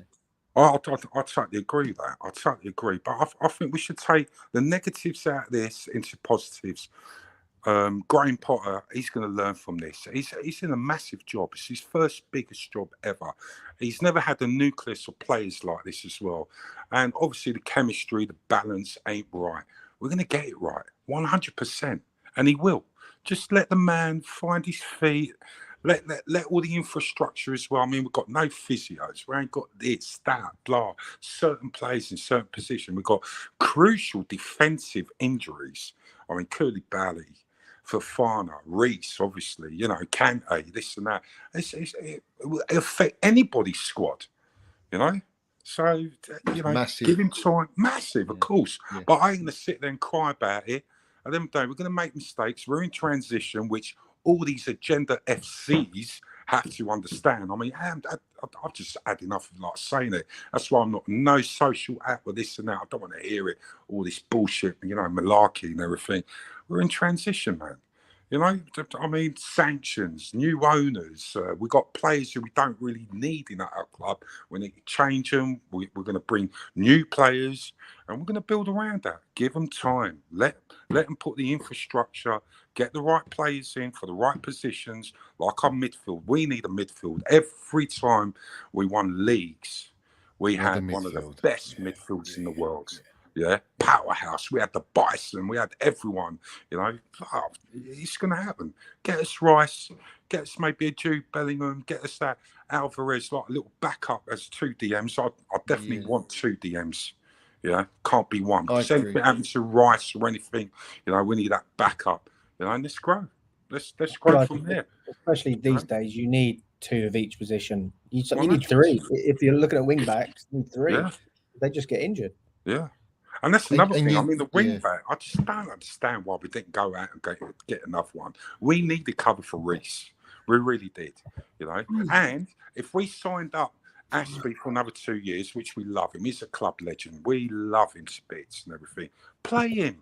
What are you going to use him on the bench for? You got 2 wing backs. You left them there, and you thought, I'll play Sterling and Pulisic, and actually that hinders their well, especially Sterling, his World Cup chances now, because he's been out of form for the past eight games and that. So it makes them look bad as well. So it's, as I said, negatives, we can make them into positives. And trust me, we're going to come back solid and strong again. 100%. I agree, Chelsea boys. And I love the minerals landed there, Geese. Proper Chelsea shit, mate. You know what I mean? And this is the thing. Would you play your sort, because when you talk about Potter, like, you can take negatives and turn them into positive. Against Man United, the negative was how he set us up, but the positive was how he made that immediate change. Of course, 35 minutes, done the sub cover, and I love that. It just reminds me of Mourinho when he took off Joe Cole at Fulham. I think it was 25 minutes. We were losing 1-0, and then I think we ended up winning that game as well. 25 minutes, bang, straight away. I love that. Do it. You see like something's not going right, change it. Absolutely change it. Got to do that. I love that. Yeah. And this is quite a strong, it's a ballsy thing to do. It's something that it sets a tone amongst the team and the dressing room. And it also sent a message. He had a battle with Ten Hag in that game. It was pretty interesting, that. Well, battle wins, isn't it? Yeah. And then the way he sort of forced Ten Hag to change it, because we didn't play with a recognised striker, if you remember. Yeah. We played with, I think Sterling was false 9 or whatever. Yeah. You had Mace and Pulisic just drifting. So he was like, we need to get into the game because we're 1-0 down. Yeah. And then he made his change. Then we brought on Broha. Yeah. And then we reverted back. And then it was like that. Yeah. We should have held on, really. But... Well, the other thing I want to say as well, with the Brighton game, he should have started Broha. He should have played Havertz just behind him. Havertz started finding his feet a little bit, playing that number 10. While playing that false 9, he scored a great goal. Loved him. Yeah, I thought he'd done really, really well in that game. We were unlucky, actually. First half, silly mistakes. We're letting those goals. We could have scored 1 or 2 goals in that first half. And if we did, I'll tell you what, we would have minced them. We really would have. I mean, that Gallagher, and especially like Pulisic, I mean, come on, man. You know what I mean? So just little things like that. Our finishing, actually, they should stay up. I remember Zola, Lampard, a lot of players, they should stay out an hour, 2 hours extra, practicing, finishing, doing their free kicks, this and that. I wonder if they do that now still, or like time's up and they just fuck off phone. You know what I mean? They should stay out there. Yeah. Do more finishing, man. One player I will definitely say does that is Minerals Man. I don't doubt he does it. Like, he's there early and late. Especially with free kicks. Yeah, mate. What's a free kick against Villa? Yeah. Come on. Definitely. Did anyone hear what he said? He was interviewed by the geezer from Soccer AM. Tubes, is it Tubes or whatever? Yeah, no. And he was talking to Mount, and he basically said, he goes, you know, what's your position? And Mount goes, well, I'm, you know, my position when I was younger and into the team was as a number 8, but I had to learn to be versatile. I had to learn to deliver wherever I was called upon and add to my game, because within the game the formations change, and that's how I had to elevate my game, and that's the baller he is, man. Do you know that's what I mean? why it's got the minerals. There we go. That's it. Facts. Done. Definitely said. Yeah, landed it, Johnny. I love it. I mean, just imagine when we get Rice. Yeah, you know, because he needs to be a defender. He can just slot in from that defensive midfield. I tell you what, we need him. He's definitely going to come. I know that for facts. Yeah, I agree. We could just, and you know, I hear, oh, it's too expensive at 100. I don't give a shit. It's not even my money. Pay the fucking money. Give me 300 grand, right, and bring him into our club. Done.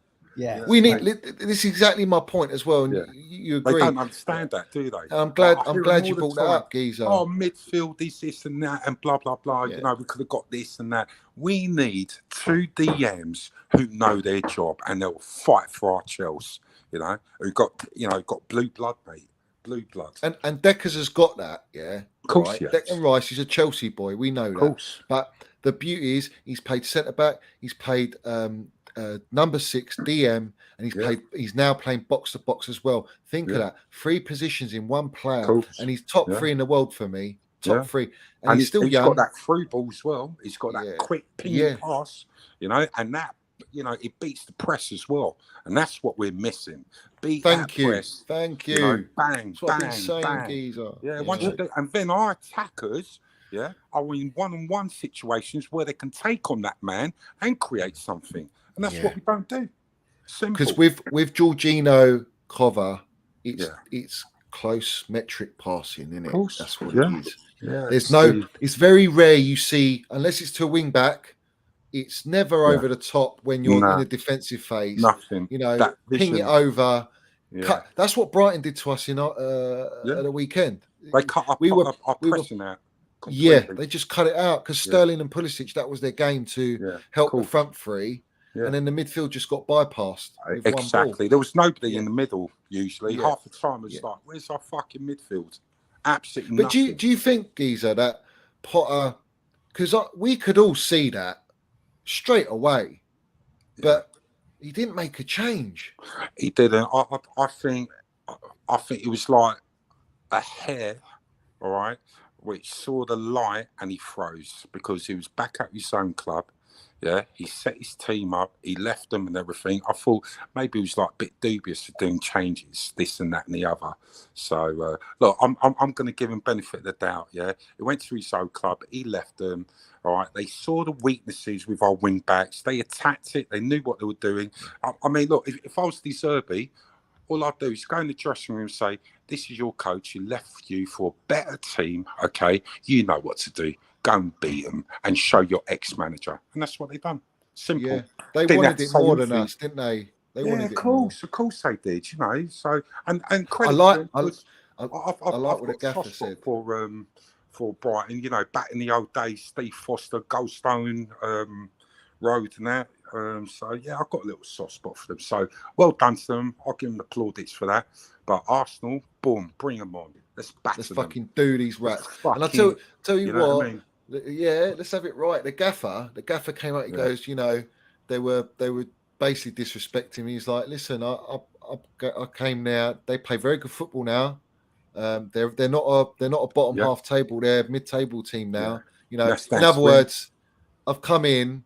I've served and earned my right to get respect. Don't disrespect me like that because I've been, you know, and he's well within his rights, but he did it with class, and that's what I like about him. Of course.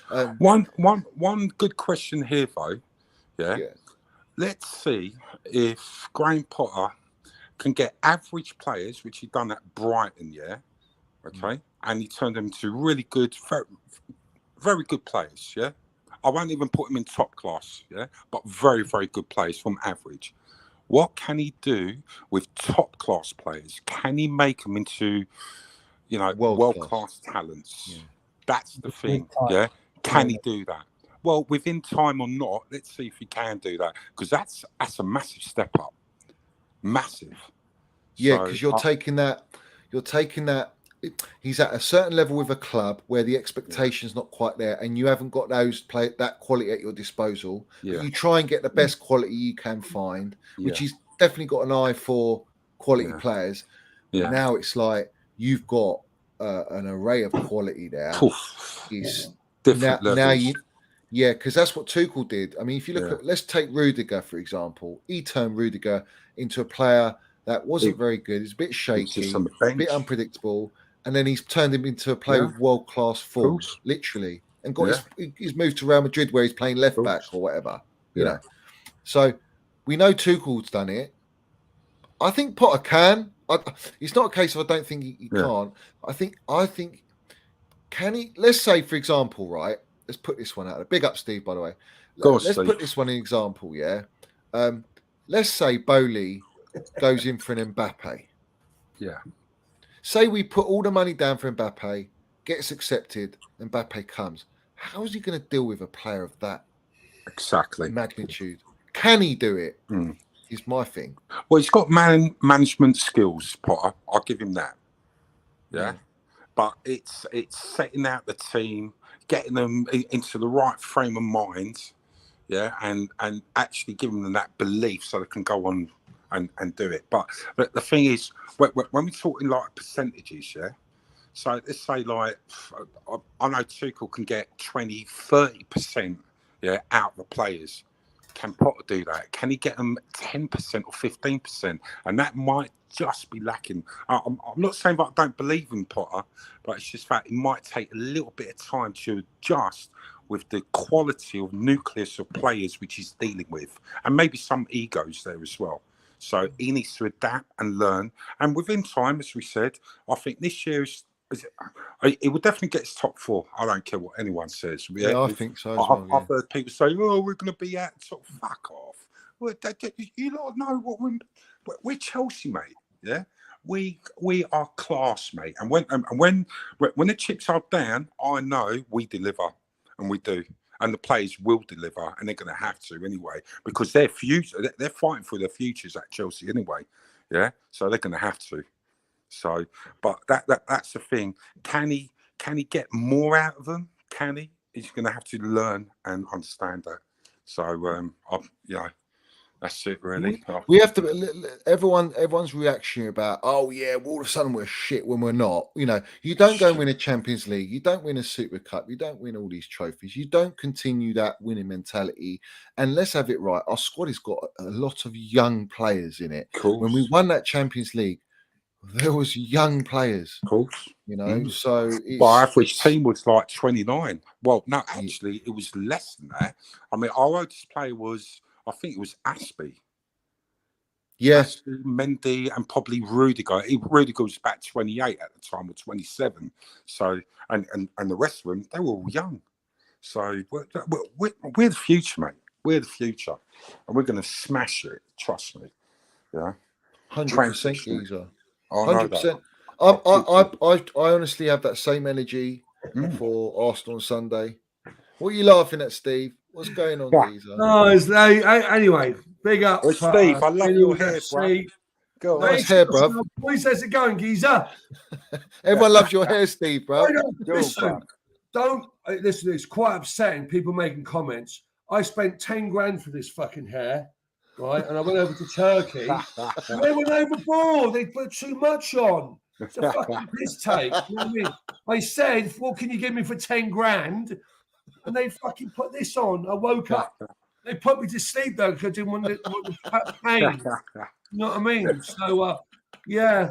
I don't know. I think I quite like it. 62. You gone for a bit of a Torres, Mireles kind of look, yeah? Yeah, no, Ian Poulter. Yeah, Poulter. Anyway, look. Ian Poulter, I love it. All this about, look, let's get it level ground here, right? I all this stuff of toing and throwing with Potter and Tuchel. Tuchel was a world-class manager. We don't know why they sacked him. They had their own issues within the board. All right, we're all pissed off. We moved on. Potter's come in. We didn't lose in 9. Right, we lost. I was there. Like I'm nearly there in every game, and it was fucking painful. Right, painful. It was awful. I could see. I was where I was. I could see the balls coming down the left and the right flank. Big gaps. Right, Cucurella was toast. Right, but you know what? These people are saying, you know, about making their opinions. It's early days. It's early days, for fuck's sake. Look, everyone was complaining when we were in that season where we were like 10th position and we ended up winning the Champions League. We just got to get off this bullshit. These fucking fans do my head in, mate. In these content providers that I am not going to mention, they don't even go to a fucking game. They don't even go to a game, and they're giving it the big journalism talk, right? And you know what I'm talking about, Johnny, a couple of people, but I'm not going to get into that, slagging people off. Look, Chelsea Football Club are class, great football club. I listened to Ben Jacobs really closely when he was on with Gem. He's building a really good ship going forward, right?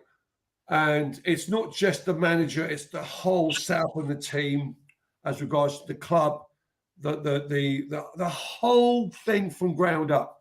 We're going to be really pushing it in another probably 2 or 3 years. At the moment, we're not that good.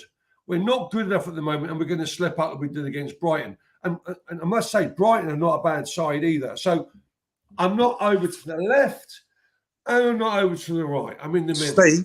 Steve, sorry that I'm butting in, all right? Go on, mate. Did you say 2 or 3 years?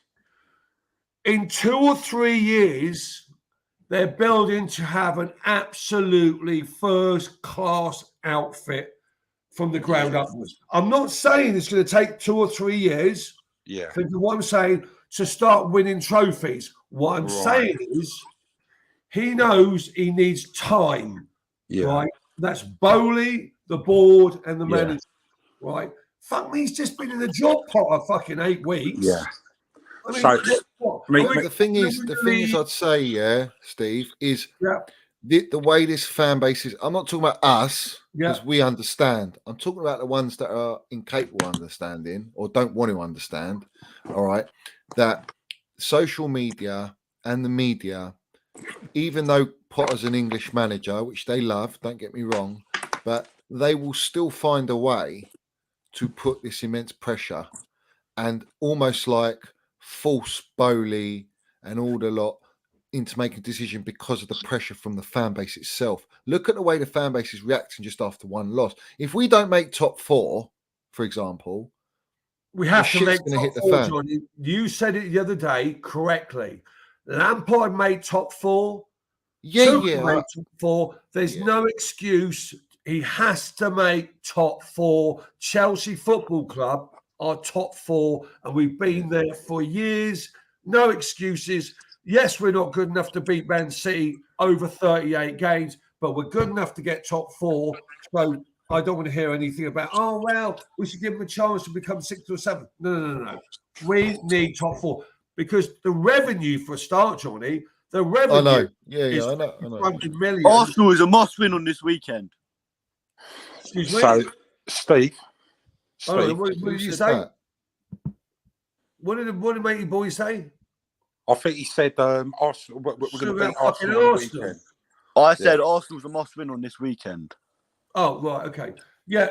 I agree. Yeah, I mean, we're going to be there on Sunday, I believe, and we got to beat Arsenal. No 2 questions. Right, We got to Steve. do you know what? Steve. You said it right. What's your name? Is it Mitchy Boy? Yeah, my name's Mitchy Boy. Yeah, Go on, Mitchy Mitchy Boy. You said it right, mate. Johnny, You ain't Mitchy Boy. Mitchy that's boy. my name. My name's Mitchy Michael. boy, the #1 fan for Johnny. How you doing, Yeah, Mitchy boy? Let's I go, thought this Johnny. Mitchy boy does all the super chats. Is that you? No, Nah. Mitchy Nah, boy, that's Yeah, he's it an is. older Different one. geezer. Different one. You're Oh, different. is Are it you a different different? one? Different Mitchy one, boy. yeah. Anyway, This is welcome, not the- mate. It's not the Thank young you, super thank you, chat thank you. geezer, though. Welcome. Thank you. Yeah. Steve, No, can no, I we just got to correct you win about on the Saturday. 2 We and got to 3 win on years Sunday. now? Sorry, Sunday. We got to win on Sunday. Imagine we look Brighton, right? I went down there, had a lovely day out, right?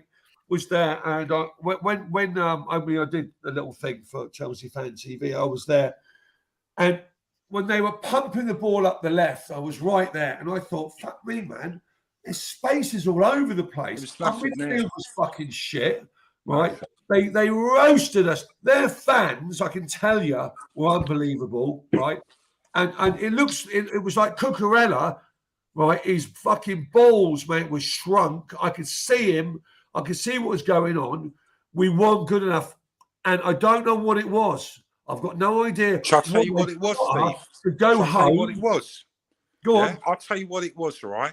That's because he didn't play Chilwell on the left, On the left, and he yeah. didn't play Aspie on the right to Yeah. give him that solid base so he can feel more comfortable, because our wing backs were bombing so forward, our midfield, all right, were going to the wing backs, all right, and our defenders, even Chalobah, he was getting drifted to the right, and we Completely were exposed every time, Yeah, all right? completely. And Cucurella's not used to that, yeah? Do you know They're what? not used to that. They were pumping that Can I ball say something? forward, and there was huge gaps. Do you know normally they have little Massive pockets, gaps. there are pockets and gaps where they play within Yeah. balls. It was coming forward, and I said, I can't believe it. It was like they had all the time in the world. Trossard, and I keep forgetting the guy who begins with M. I can't pronounce his name. And there were absolutely, it was, I mean, Yeah. and what really This annoyed is the me was thing. This is the thing, though. Why Potter could see that, and we could see it. he didn't change But it. He didn't change it, and this is Exactly, John, why I he think the didn't fans change it. are like, "Oh, he doesn't know what he's doing." But like Chelsea old boy said, maybe he did have that minute where he froze a bit, and maybe he didn't think the options on the bench were good enough, Yeah. or you know, And do you maybe know he what, didn't want to Johnny? play I the can back tell four you- because he. Hold on, I Go on. think this. I think it was the fact that was the system to play against Brighton because he knows Brighton's team. If we played the back four, I think they expose us because in a back Johnny. four we're not Johnny, solid. we were fucking exposed like you wouldn't believe. I I've know never we seen a were. game I know we like were. it. Yeah, I know we were. So- I know. But you're right. I Why kind of did he disagree with that. change it? What it almost felt like when he got there, the crap he was taking from the crowd. I thought, fuck me, these guys are up for. You know, when you think of Brighton, you think, well, Brighton. They were fucking vocal, giving it to them. I was like, and I was like, come on, the Chelsea to come up, Chelsea, and it was meek. It wasn't happening Chelsea. from minute one. It wasn't happening, and it was the worst game for me this season. What Well, did it's you the What worst did you game for disagree all of with, us, mate. Chelsea old boys? Yeah. It was the worst game for all of us. But let me tell you a couple of points here, right? If we play back four, Aspie right back with Trev, Silva, and Cucurella, I think would have been more solid. Done. Because we would have had our What two midfield? pillars there. Yeah. What We would midfield? not get dragged from left to right or anywhere, and we would have had our system in place, and I think we could have held our own, probably even just get a draw, which I'm not happy with a draw anyway. Yeah. So don't think my standards have gone down, but I think we would have been more solid because we would have Who's your had midfield, Chelsea old boys? Who's your Well, midfield? well, probably like he probably would have played Ruben with probably Kovacic. Yeah. Do That's you what he know would how have done. deep, But, and I would have put Mount in there, and then Havertz as a Mitchy two, boy, yeah, right? with As a Gallagher 10. and probably with Johnny. Broher up front, yeah. But anyhow, whatever happens with that, Steve, I'm going to come back with the 2-3 years. Oh, mate, go ahead. Our infrastructure for 2-3 years, yeah, it's going to take us to develop that with our technical directors, all of that, scouts and Yeah. everything. But I believe we are going to spend big money. We're going to get our midfield. You wait and see. We get our 2 DMs, yeah, and maybe one more box-to-box player. Actually, another 8. I don't really think we Frankie do. de Jong. Well, maybe him or Jude Bellingham. Yeah. Me personally, I'd rather get Jude because Jude is best mates with Reece as well. Richie boy, can I say something? And I think they're going more for the Boy, English, Steve, I love your hair, mate. You look like a non. Yeah. So if we do So I want that, to talk I'll over tell you now, next year we're going to be challenging, mate. It's all right. He's gone, mate. He's a toss pot. Who was that?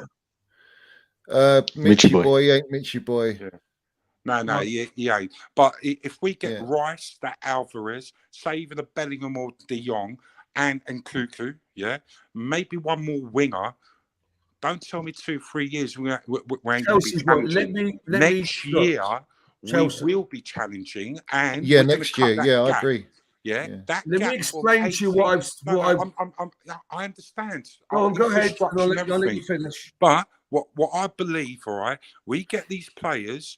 That gap, usually for the past 5 years, right, we're 21 points, 28 points, 22 points, 24 points off the top, That's going to be cut down to about 7 or 8, and then we're in the chance of winning it, and we will create that that consistency, of winning, and we need one more defender as well, probably. I think we're 5 players, 6 players away.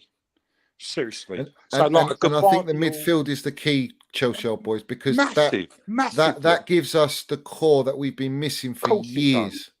Of course it does, and because I don't think the way I look at our attack, I don't think our attackers are bad, and I don't think they're shit. I think it's the midfield and the transitions are too slow, and the inconsistency 100%. Is what's killing us as a team. Definitely. 100%. But Johnny, I believe, just like what Tuchel wanted, he wanted one winger who can take on a man, who's that creative winger, who's got those silky skills, who can beat that man, and he can attract 2 players so he can create more space. Do you remember when he wanted to go like, I forgot, I think it was Rafinha or something like that. He was talking about it. He goes, I wanted a player on the wings who can beat a man, just like that. Boom. Yeah, and create. And also defensively good. And defensively good. When you've got that, poof, I tell you, Rafinha might go, Geezer. You know that. Apparently Barcelona want him out. I don't want no Brocolona shit. Neither do I. I've had enough of them. Let them there fucking suffer. Yeah, they're nothing. Just like the way Lampard, first time through ball, and then Ramirez, boom, that beautiful chip over the top. Yeah, with that samba dance. Come on, baby. Yeah, I don't want none of them. I hate them. Yeah, Brocolonas. Yeah, Brocolonas. They're down the toilet, bruv. Yeah, shit right. Man. Yeah. Come on. Big up. How do you say your name, Geezer? How do you say your name? It's Tyree. Tyree. Go on. You wasn't talking last night. Go on. Yeah, no, I had a problem with the mic. It's fine though. Go on, Geezer. So I just wanted to say something quickly about just the game against Brighton, basically. You know, and I think everyone knows the problem was the wing backs. You know, so we can't blame the players. You know, we can't talk about Cucurella and Chalobah, anyone really. You know, it comes down to the manager, who's Graham Potter. You know, and he made a mistake. He got it completely wrong. You know, Sterling and Pulisic don't really have any defensive awareness. You know, so which obviously gave us problems. You know, we were exposed, and Cucurella didn't know whether he should go forward or stay back. Every time he moved forward, to try to press Sorry March, he left space in behind. You know, and that's what Trossard was feeding off of. You know, he was getting into the spaces, getting into dangerous areas. You know, and against Arsenal, we don't stand a chance. If this is how we play, we don't stand a chance. You know, but I think he's gonna change it. I think he's realized it as well. It worked against Salzburg, but that's not a Premier League team. You know, they're not that good. You know, no disrespect to them, but they're not as good as Brighton. And Brighton are not as good as Arsenal. So that obviously leaves us in a bit of a sticky situation. But I think obviously the gaffer's he's gonna look at it, he's gonna get it right. And I have hope. I have hope that We're gonna win. We're gonna win this game. We are definitely Yeah. tight, man. Come on. Yeah, we've got. Definitely. Listen, Already, yeah. is Saka out? Sorry, Johnny, that I'm not interrupting you. No, Saka's that's out right, already. Yeah, so that's a good omen already. Yeah. Yeah, true. So, Is he out? Is that Yeah, true? yeah. Is it? Well, That he is got that injured, about the didn't World he? Cup as well. He might be out for the So- World Cup as well. Yeah. Let's see how they handle Yeah, that the now World Cup. as well with injuries like us. Interesting, guys. Interesting. You come see, on. this is what happens, right? Come on. This is what happens. They haven't got a player like Saka. Of course they ain't. There's no They're going to backup play to him. Ketia, Vieira. Come on. You know, Fucking look, you look at, we got Kante out. We got Fofana, Koulibaly, Reece James. Come on. These are players who are... any team who misses those players, right, you ain't going to struggle, but you're losing your core players there, man. Come on. You know, so Saka's nothing. I'm glad he's... in a way, I don't really want him to have too many injuries because I want to beat him like mud Exactly, and with a properly. full Do you know what I mean? strength team, innit? Yeah. Yeah, bring it on. That's what I want. Well, I've seen. Let me. Can I say something? So I've seen the notes that people are disagreeing with me. Listen, we've had 2 managers in the last 18 months, 2 years. Actually, with Lampard, is that 3 and 3? That's 3. When I said about building from the ground upwards, I'm not talking about a fucking cup team here. I'm talking about, listen, Liverpool, Klopp, 4, 5, 6 years. Pep, Man City, 4, 5, 6, 7 years. I don't know. I'm just giving you the within that space. Even Arsenal, right? 3, 4 years now. So my point was when I saw, in fact, Jem, you just disagreed with me. It was Ben Jacobs said, right?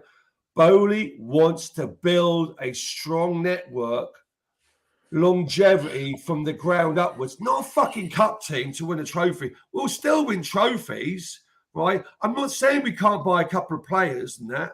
And I want us to win next week. I want us to win fucking tomorrow. But it's unrealistic to go against a Man City over 38 games. Anyone argue with me? We ain't fucking doing Man City this year, period. And probably not next year. No one said that. Right. No one said that this year. I don't think anyone thinks we're beating. Midfielder and that midfielder and that attacker. Look, my point was the way he's doing it, Bowley, he's building the infrastructure so we're a strong team, bringing in the talent. Agreed. In 2 or 3 years, we'll be top. Yeah. The Rolls Royce, Bentley, from the ground upwards, what we all want. I'm not saying we can't win the Champions League because I think we can. I'm not saying we can't win the FA Cup. And what I am saying is we're not winning the fucking league, not fucking month and Sundays. I think Potter has got every chance to have a go at the Champions League this year. Champions League, not the league. No, not the league. The league is I don't, unless City fall off a fucking cliff. Haaland's out for the rest of the season. De Bruyne's out. Do you know what I mean? Then maybe there's a chance. Yeah, if you get a little bit consistent, that's the only way you're doing it against City. But my thing is this: when I see us in Europe, we look like a different animal. I know we're not playing the creme de la creme yet, but I think in the state we were in, and when Potter just took us over, and AC Milan at Stamford Bridge was a must-win. Let's have it right. All right, we were at the bottom of the table, yeah, in the group. We won that game 3-0. We battered them. All right, they had injuries. Fair play. We went to their gaff with lesser injuries they had, and we still fucking dominated them in 45 minutes. We killed the game, and we outplayed them in every department. The second half was just game management because we just nullified them. For Potter to do that, I know we had Reece, yeah, I get that. But Reece will be back for our next Champions League section, the next part, February. In February. He'll be back. That's a different animal now. Yeah. I think Reece coming back will be like us having a new signing. Kante, a new signing. He's the biggest miss in Chelsea, no question. He's So, changed. Johnny, Yeah. Are you Yeah. saying that Potter's actually a little bit more suited for the Champions League? Yeah. Yeah. Because it's a little bit more slower paced. Obviously, we don't have the right infrastructure as players for him to compete. Obviously, we all know that for the league. Yeah. So basically, that slower pace, I think, it could go all the way. Well, And I'll our team's built be for it. really Chelsea old happy. boys. It's I wanna about win it's it. a cup game, I 90 want to minutes. win the Champions League. If 90 he even takes minutes. semi-finals, I'd be very proud of him for his first time ever being in the Playing Champions League. He's never even been to a Champions League match and watched one. So, yeah, come on. And this is my thing. The players that we got, this current group, apart from Sterling, funny enough, who we signed, Aubameyang, Cucurella, Koulibaly, all the signings we've made, none of them won Champions League, but our boys that have, right, know what it takes to get over the line. They know that feeling of getting to a semi-final, that they can go all the way. That's the difference between us and City, us and any other, like Liverpool know as well, because they've done it. We got the minerals because we know sometimes, like when we had the greats, Lamps, Ballocks and all that, and we never won it. So it was like, to get over the line, that's because you wait for officials, Johnny, though. Let's be honest. Well, I agree with that. We got robbed. I do agree. Yeah. I do agree. Yeah, you're right. Fuck that off. I'll say that. I'll take that back. Yeah, you're right. I wouldn't even go there, brother. Definitely. Yeah. What they've done. I think for this team to do it at a young age, like young group of players, to win the Champions League like that against a Manchester City team that is better than us. Yeah. You know, they're better. They're more built. They're fully built. Of course. And we beat them 3 times under Tuchel that season. Yeah. And then we bought the cement booted rat, and it all went to pot. It's not good to him. Yeah, but that's how it played out. Yeah. I generally think that fucked it all up. Yeah, generally think because I think Kai would have had a proper season. Yeah, the players, we know our roles, we know the way we're playing. No doubt. You know, no issues, no dressing room drama. No divide. The moment you get, let's have it right. The moment you get one player in the dressing room, just one, that moans, kicks up a stink, doesn't want to be part of the team, that is disaster. You can't win trophies with that. Absolutely deadly. Yeah, it is. It is deadly. So I think, why can't Potter win the Champions League? His first Champions League, bruv. He's got to more knockout stages, than Arsenal that Arsenal have met in the last 6 years. Let's have it right. Gaffer's only just walked through the door, mate. Definitely. I do agree with that, though, Chelsea. I think he's more suited to European football with this group of players because this group of players are suited for that. So he can get the best out of them. When it comes to Premier League, we're not built for consistency. End of. Well, interesting point here now. So this Nkunku, they're saying that we're going to get him in January. So does that mean that we paid £10 million more to get him in January? Because at the end of the season, I think he's got a buyout as well. So what does that mean? We've done the deal now and we're going to get him in January? Or does that mean we're still going to wait or we're going to buy him and still loan him out and get him in? But in January, are we going to get another DM? I really hope we get another DM as well, because that might actually steady the ship as well. And that we really need. Apparently we're looking at that Alvarez in January. Yeah, and I love South American hard men like a Mascherano, like a Diego Simeone. Shithousery. Yeah, something nasty like a Dennis Wise. Like pinch Nicky Butt's fucking thigh. You know what I mean? On the floor. You know what I mean? Yes, that's quality. I saw that. I saw that the other day. Actually, I saw a repeat of that. Brilliant. Brilliant. Something like that. It's a bit nasty. Get in there. You know what I mean? Get in their heads. Get in their psyche. In it. Exactly. I'm here. You know what I mean? So important. Our midfield is so important. I'm just drooling, just absolutely drooling till we get them in. What I don't get is why the fuck didn't we go and get Rice for 50 million back then? Why didn't we do it, man? Yeah, God knows. It's such a bad move. Yeah. Well, I do blame a little bit Roman, maybe even like Marino. I think they had the opportunities to get certain players in, and they didn't. You know, they just went by who they thought. You know, who, I don't know. It's just really confusing. So there's players out there we could have got, and they just didn't do it. And it actually let the club down, and they've done that quite a few times. So whenever we won the league, I thought, right, we're going to go out and get 3 or 4 top-class players to push the team even more. And they didn't do that. They went out and got level 2 players, yeah, brought them into the squad, and it wasn't enough. And then we failed that season. We might finish 10th for this and that and the other.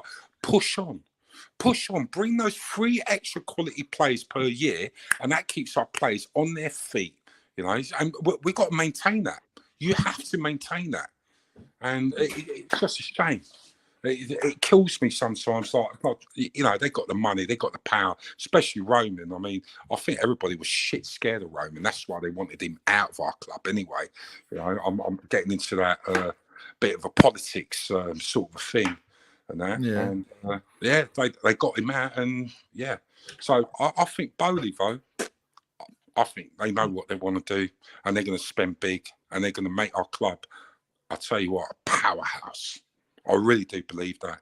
You know, Do you feel confident with him though? Like, I mean, do you not think the way he handled Tuchel and all that was a little bit, well, yeah, look, a little bit iffy?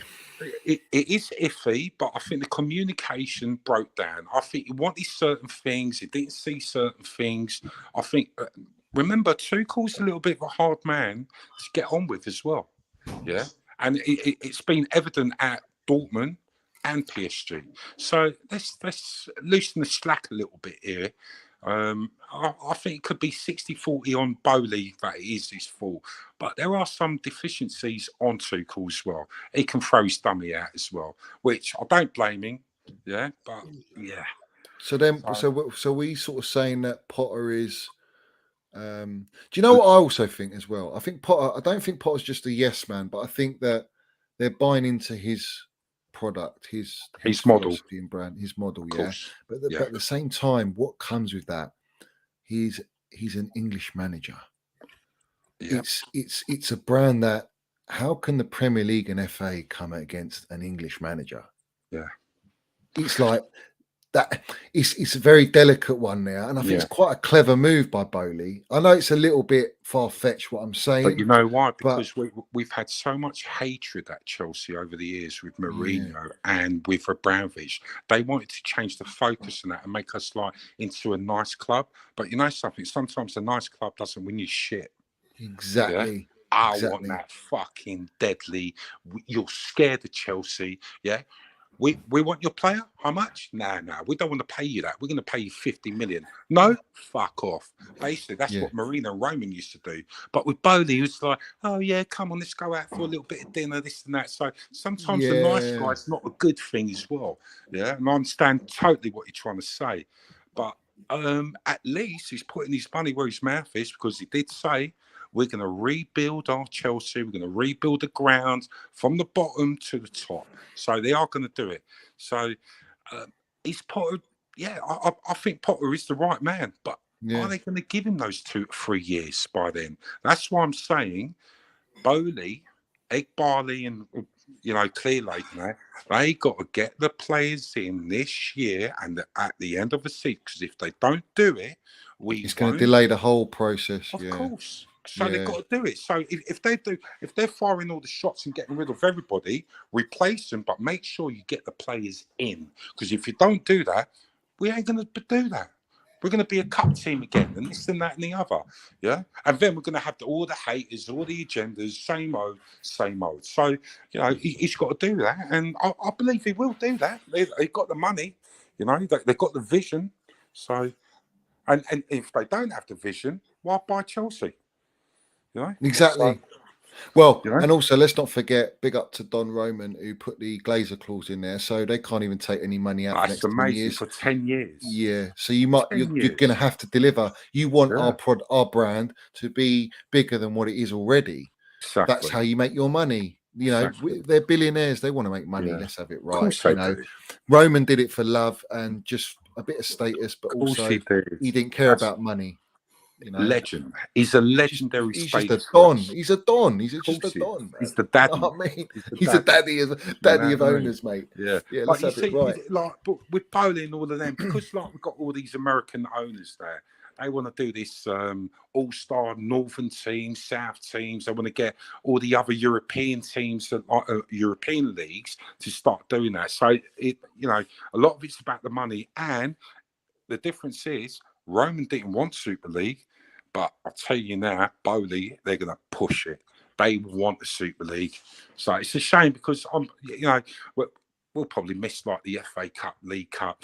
Top four won't mean shit anymore as well. So it's a shame about our league going that way, but they're definitely going to push that agenda because that meal he had in Barcelona, he was probably meeting Perez and Joan Laporta, yeah. Super so League, they can sort the Super League, which is a shame, you know what I mean? It breaks my heart because it will kill our English heritage of football with all the leagues. You know, the FA Cup is the biggest. Well, it was the biggest competition ever. I mean, 3, 4, 500, 1 billion people used to watch it in the 80s. You know, it was massive. It was like from 7 a.m. in the morning till 9 o'clock at night. You know, and that's gone. So it's a shame that. But you know, I've got faith in Bowley. I think they're going to do it. They're going to put their money where their mouth is and just give everything what Potter wants. Otherwise, why sign him and why get rid of people? Yeah, I agree with that. I'm just going to read out these super minerals very quickly. Wira says 6 mid-season signs in Jan. Stop smoking weed. We're not saying in Jan, geezer. We're talking about the summer, man. Fucking hell. No, you misheard, mate. No, we're not talking about January. January will be. I think we know who's smoking the fucking weed now, isn't it? Come on. Fucking hell. All right, so we'll run to that one. Then we got where he said, need a DM reactionary clown. You do know we have Zachariah. Yeah, Zachariah is a lone player and he's not long term. So we need a Declan Rice, we need Bellingham's, we need these sorts of players. Bro. I mean, that's an interesting one, isn't it? Zachariah. Yeah. Why the hell? I mean, nothing. Absolutely. I'll tell you what, I'll be bitterly Big up disappointed. Tony as well, geezer. Big up my geezer. Well, I'll be really disappointed if we don't see him play on Wednesday, you know. We've got to see what he's like. I mean, come on. I think he plays tomorrow. Unbelievable. You think he plays tomorrow, do you? Well, Wednesday, he should have a chance, shouldn't he? Let's be honest. Go on, you can't. Yeah, you can't play him at Arsenal because even if he played tomorrow, Wednesday, he's not going to be fit enough. On Wednesday, we've got to see him a little bit on Wednesday. I mean, look, he's a DM. How bad is he? Are these coaches like seeing something we don't see on the training pitch? I mean, I just don't get it. Maybe he's not far off an injury or something, and they're scared because he's loaned or whatever. I don't know. No, Andre, I don't think he's a. It feels like that. Did an interview before we signed him. Why sign him? I don't know. It's just a weird one. I don't know why. I don't really know much about him. I don't know how good he is. I know he was before his move to Juventus. He looked like a very good player. I remember we were going in for him for a little while. We did back 3-4 years ago. 3 years. Yeah. But he's not. I don't know. I just don't think he's a Potter type player. I don't know. Maybe he's seen something in training. He just thinks no. Maybe keep him there as a major. But another soul story, really. Yeah. Just another filler, a panic buy. I think they wanted Alvarez. They couldn't get him over the line, and they just brought him in. And they just got him in. Just have some sort of DM. But Tuchel wanted a Rice. He wanted De Jong, and they didn't get him those players. So you spent 75 million on Fofana, which I think is way too much for a player that broke his leg and now he's out injured, misses the World Cup. It's a bit concerning now.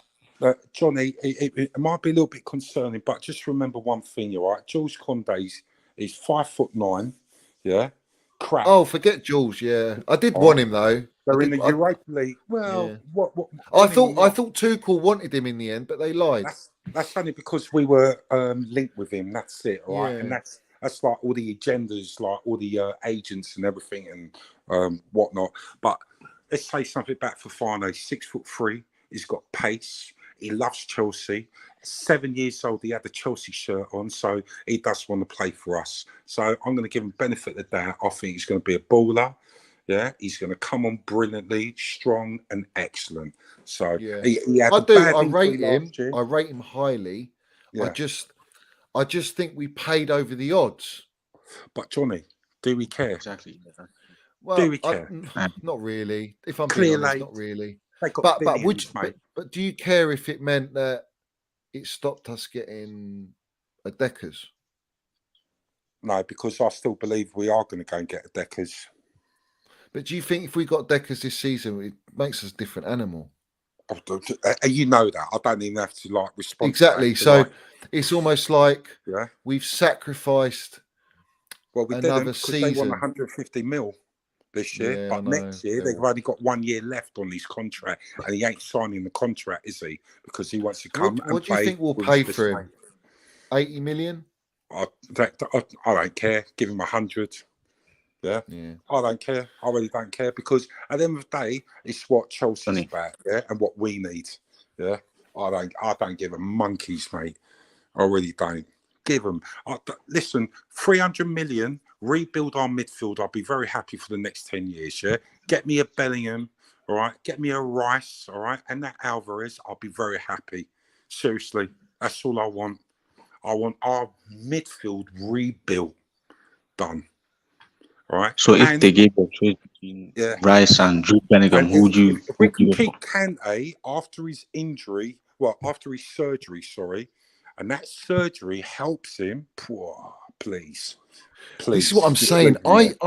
Everyone's writing off Kante, but I look at it like this: the surgery might actually, help him so much. Where if he gets to match running fitness, to the ground for he's 5 back, years. They didn't even give him a rest. He had to do the surgery, geezer. He came back after Spurs and got injured straight away. He wasn't even in the game, was it? He was in training. He got injured. Exactly. Same problem, hamstring. Exactly. So, yeah, I think you could either have a player in massive decline after the surgery, or you get a new lease of life. Exactly. Yeah. But we can only tell and judge that till the end of the season. Exactly. When he comes back. Definitely. Reece James has avoided surgery, which I think he's too young and too early to have surgery. Well, so hopefully he'll be as all much right. as I want him like playing the World Cup and that because he's a baller, I'd rather him miss the World Cup so he can play for Chelsea. Done, finished. Selfish. I don't care what anyone says. You know what I mean? But you know what else? And England might not even get their geese. Anyway, for when he is back. Well, with Southgate in the runnings, definitely. Yeah, exactly. But at least what I love about Reece, you know what he said? Yeah, I've got time to get back. Yeah, for the World Cup and everything. And I love that. I love hearing about that. So he's adamant that he wants to get fit and hopefully get into the England squad. So he's a fighter. That kid, he's amazing. We're so proud. I'll be real, big ups for Inif again for another Super Minerals. What a geezer. Thank you so much for donating to the channel. Big up to everyone that has. I still love Mount's reply to Crow's True Brew. That was the comment after MG goes, Crows doesn't sleep, doesn't have nightmares or lose sleep on a player. And he goes, and then Mount comes back and says, well, you'll lose sleep as us as a team. That's what he said or something. What a legend. Big up to Minerals Mount for that comment. Mudding Crows. So, can I say something? So, can we?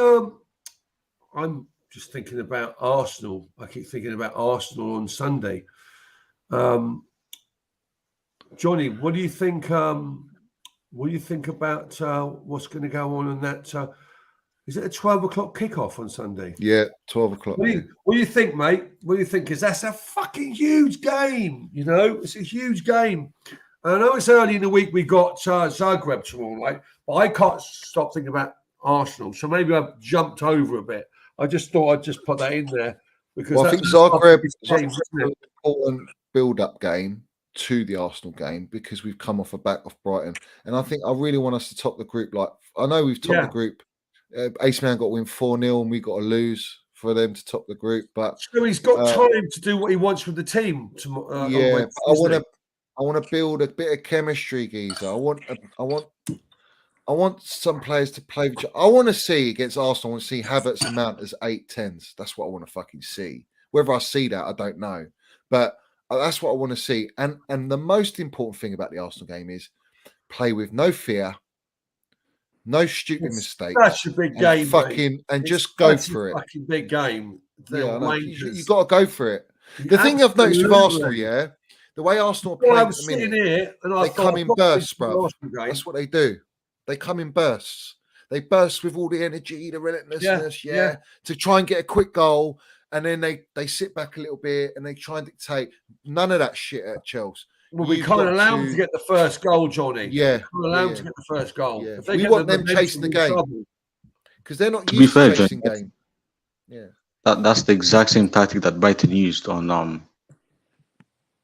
us. I know they went for it. Yeah, exactly. I don't want all that gunner bullshit over the social media. We've got to quiet them down. Shh, quiet them down. Sunday, I want to be going home happy. It's massive, mate. Massive on Sunday. You know, that's been the biggest game for me for the last month. Not even Man United, you know. This is the thing. Potter's had AC Milan test, Champions League. He's then gone to the Man United test. And I think this is the biggest test of them all. Because Arsenal are playing it with momentum and form. And their players all know what they're doing. Right? Man United's a similar level to us in the sense that they've got a new manager as well, starting transitional period. So it's a kind of fair game in a way. Yeah. This is a game where we're the underdogs. Good. Unbelievable, because it's mad, but let's have it right. I didn't know that Saka's injured, and that's a massive. Is he definitely injured, or is that just talk? I don't know. You said Chelsea, but is he injured? Well, apparently he's injured. He was taken off and that, and he's going to be out for about 3, 4, 5 weeks. Apparently, that's what they're saying. From where? What news outlet? Well, actually, out of Arsenal. Well, that'd be good news. But we're going to find out anyway. But I definitely know that he's definitely out. That's what. Well, whoever plays on Sunday, when it's down to that 90 minutes on Sunday, individual players can make a difference. But I've seen games like when we played Bayern Munich in the Champions League. Remember? We didn't have John Terry. We didn't have whoever, I can't remember at the time. And we won. So it's such a big game. If we lose, it's going to be all them doom and gloom Chelsea fucking plastic wankers are going to be out. Probably Rory Jennings. Like No. This is the thing. Rory won't do that because his agenda was with Tuchel. He ain't got an agenda with Potter. Oh, really? So not yet. He's not going to. Well, if he does, I'm landing it on him again. Yeah. But he can't be doing that now. He can't be having an agenda on Potter straight away. I'd love to know, Johnny, if we get spanked 4-1, what Rory Jennings will say. Anyway, let's not mention him. We ain't getting spanked anyway. He ain't going to happen. He ain't getting spanked 4-1. No chance. Tuchel probably went to the players on the training pitch and probably said, "Forgive me. All right, for what I've done on Saturday, I shouldn't have done that. I exposed you. I embarrassed you. Okay, now Sunday is your time to show and come up and show them what you're really made of." And that's what he's going to have to do. So he's going to put big belief into those players, and they're going to go out and their best, and they're going to do it. That's it. Yeah, I'm sure Potter's going to do that because he has to stand there and say, "I've done a mistake." Yeah, I thought, this formation, these players all right, and I exposed you, and I'm sorry, and I'm sure he will do that. Done. Don't you agree with that? If we had Reece James and Fofana fit, I'd be very confident. I know, but Steve, sometimes, all right, we've got to live without these players because we're going to get injuries, yes. But we need the right players. Like we should have bought the players, right, to come in who can fill in that position, and we didn't do that, yeah. And that was imperative. Now we're starting to say, oh, we should have got Dumfries or we should have got Carl Walker-Peters. Actually, Carl Walker-Peters would have been a good one because he'll probably be happy sitting on the bench. You know what I mean? I know he's an ex-Yid and that, but fuck him. You know what I mean? But, yeah, he could have been happy sitting on the bench. And we didn't do that. And we knew we needed cover for Reece James. So, yeah, that's the big problem, Yeah. mate. it's massive. And we're running Ruben Loftus-Cheek into the ground as well. You know what I mean? Everybody's saying, oh, yeah, but he only plays like one good game and stuff. Actually, he's played really well this year. You know, so we've got to give that kid credit. You know what I mean? And he's Chelsea through and through. But we can't keep depending on them. We need specialists for that formation. We're going to play 3-4-3. We go out and get the right players to play that formation. Done. If not, and let's have it right. All these guys. I know there's a lot of skepticism Go on, when it Mickey comes Joy. to Potter. Yeah. Let's have it right. Mickey Joy knows the deal. The thing is, Potter's an English. I know English managers won the Premier League, whatever. Yeah. Well, Howard Wilkinson, 92. Yeah. And what about Clough? Oh, that was late 70s. Yeah. And he won back-to-back. He won back-to-back European. Cups. Yeah. Of course. And they're more elite than Arsenal. Different times. Yeah. Different times, mate. Just like Aston Villa. Yeah, and then you got, I know Fergie's Scottish, but it's British, yeah. Right? You know. He won how much? How many titles did he win? Well, yeah. Let's not get into that one. Well, Premier League's you're about. Yeah, Premier League, back 13? 13, I think, yeah. Roughly yeah, I think he was, 13, yeah. So do you know what though? Do you know how much the Premier League has moved over the last 5 years? Is fucking massive. Oh yeah, but football's evolved. Football's it's evolved huge, massively. isn't it? You know, it's actually gone down, I think, really. Like with all the VAR and everything and the pace of the game. You know, we're talking about the skill level and how fit these guys have got to be. How much time they have on the ball. It's incredible.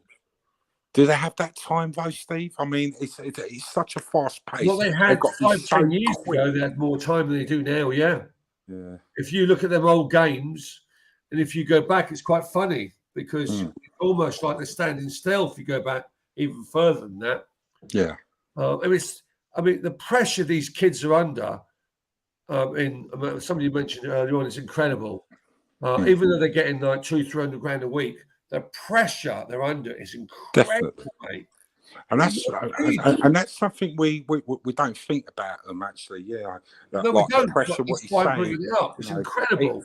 They'll probably go home like all stressed as well. You know, like their mental to their private chef has to be lifted up again. You know, especially after this defeat, say like against Brighton, they were moved from left to right, exposed this and that, and then suddenly they go home and think, fucking hell, what the fuck happened to that game?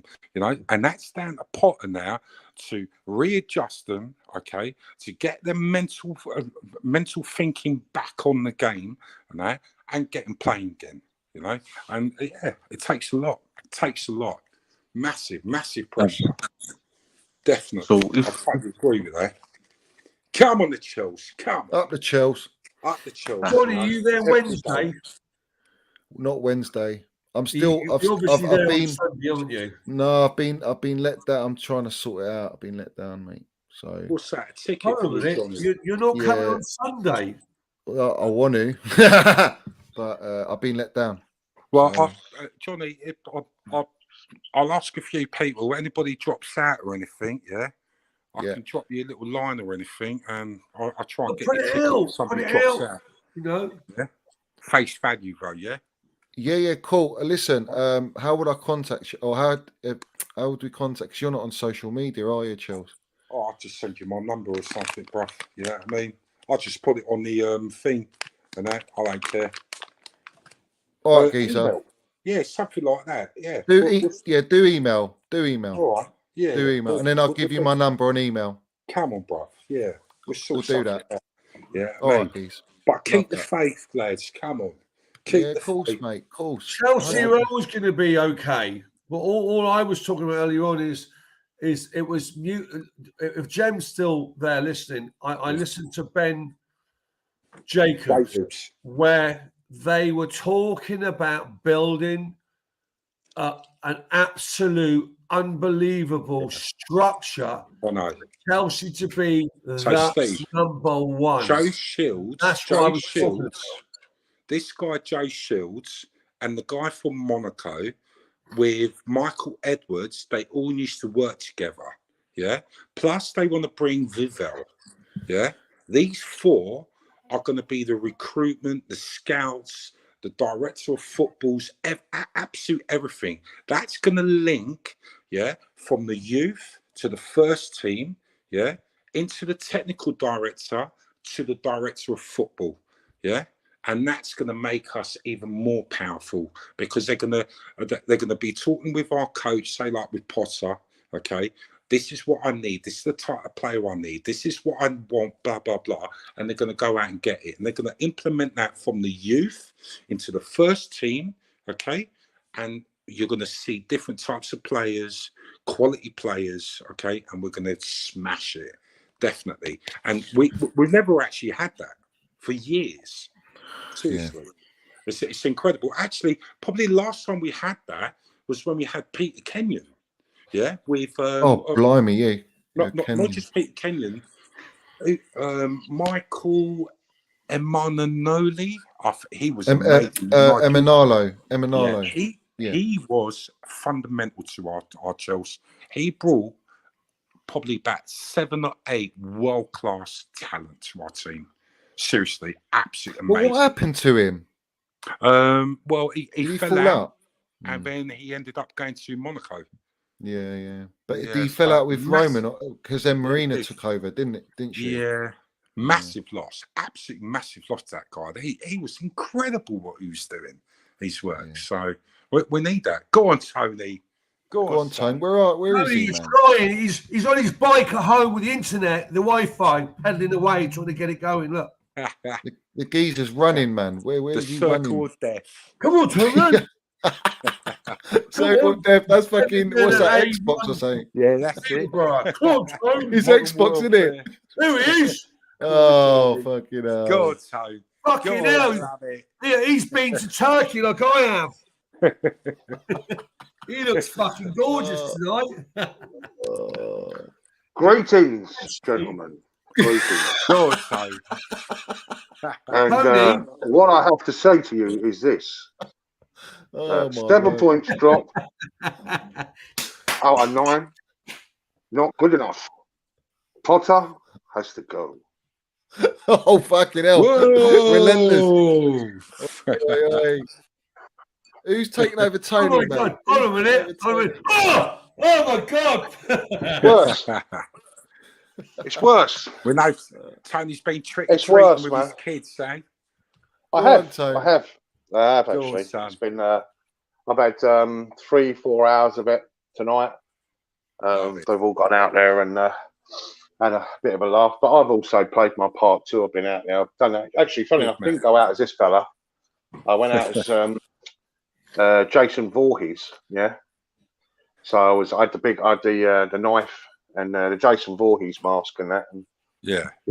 I was like literally standing still in the middle of the road, and all these kids are going, mum. And I'm like, I wouldn't say a word. Do you know what I mean? And every time they walk, I'll just move my head like that. So I had some good fun. It's good. Good time. It's good, guys. Good, but what are you saying, Tone? Kids, bruv. Big up, geezer. What are we saying? Yeah, cheers, man. Land the minerals, Tone. Well, okay. Well, that performance at the weekend was shocking, wasn't it? Let's have it right. Absolutely shocking. And I've heard and I thought of it first. As soon as it happened, actually, I thought, well, do you know, perhaps we've just been beaten by our future football because Brighton, you could argue, the finished article. Love that. and we are just learning the process. We're in a process, a la Luna talk and all that. But you know, it was shocking, absolutely shocking, and our form's not good. You know, I mean, Champions League we're doing all right, but in the Premier League we're not good. I mean, that is 7 points dropped out of 9. You add 7 points onto our tally now, and it looked totally different, wouldn't it? And the worst thing about it is all the pressure's on us on Sunday against Arsenal, because if they I love your tone. Cheers, CFC. Cheers, mate. If they beat us, heaven forbid, but I mean, let's have it right there. We're in the mud, Tone. We're in the fucking mud if they beat us. Oh yeah, well, that'd be 13 points. It's going to be Potter out. Everyone's going to be Potter out. The wrong uns. Well, yeah. I mean, listen, I don't want to. You know, Tony, I don't believe that we're you know what's going to happen on Sunday, don't you? I believe Arsenal are under pressure more than us. You know why? We've always been performing better than them. And it's down to them to come down to us to beat us, okay? So they can like solidify their position, right? They got more to gain, all right? In the sense that if they don't beat us or anything, yeah, we're going to mud them. Okay, listen, because boys, all these years, listen, remember one fact, 18, 19 years they ain't won a league. We have, okay? They got more to prove than us. We don't have to prove it, because we're going to go out there, we're going to play our game, just like what Johnny said, yeah? They won't know what system we're going to play, what formation or anything, what players, all right? And we're going to hit them where it fucking hurts. Trust because me. that affects. I hope you're right. How they want to set up. Yeah. I mean, don't get me wrong. You know, of course, that's what I want. You'll want that. Yeah, of course. You know, I know you do. I know your choice. But I just, you know, I just think, it's just it's a precarious position we're in right now, isn't it? You know, and we kind of do have to. Though, aren't we, Tone? And you know that. We all know that, don't we?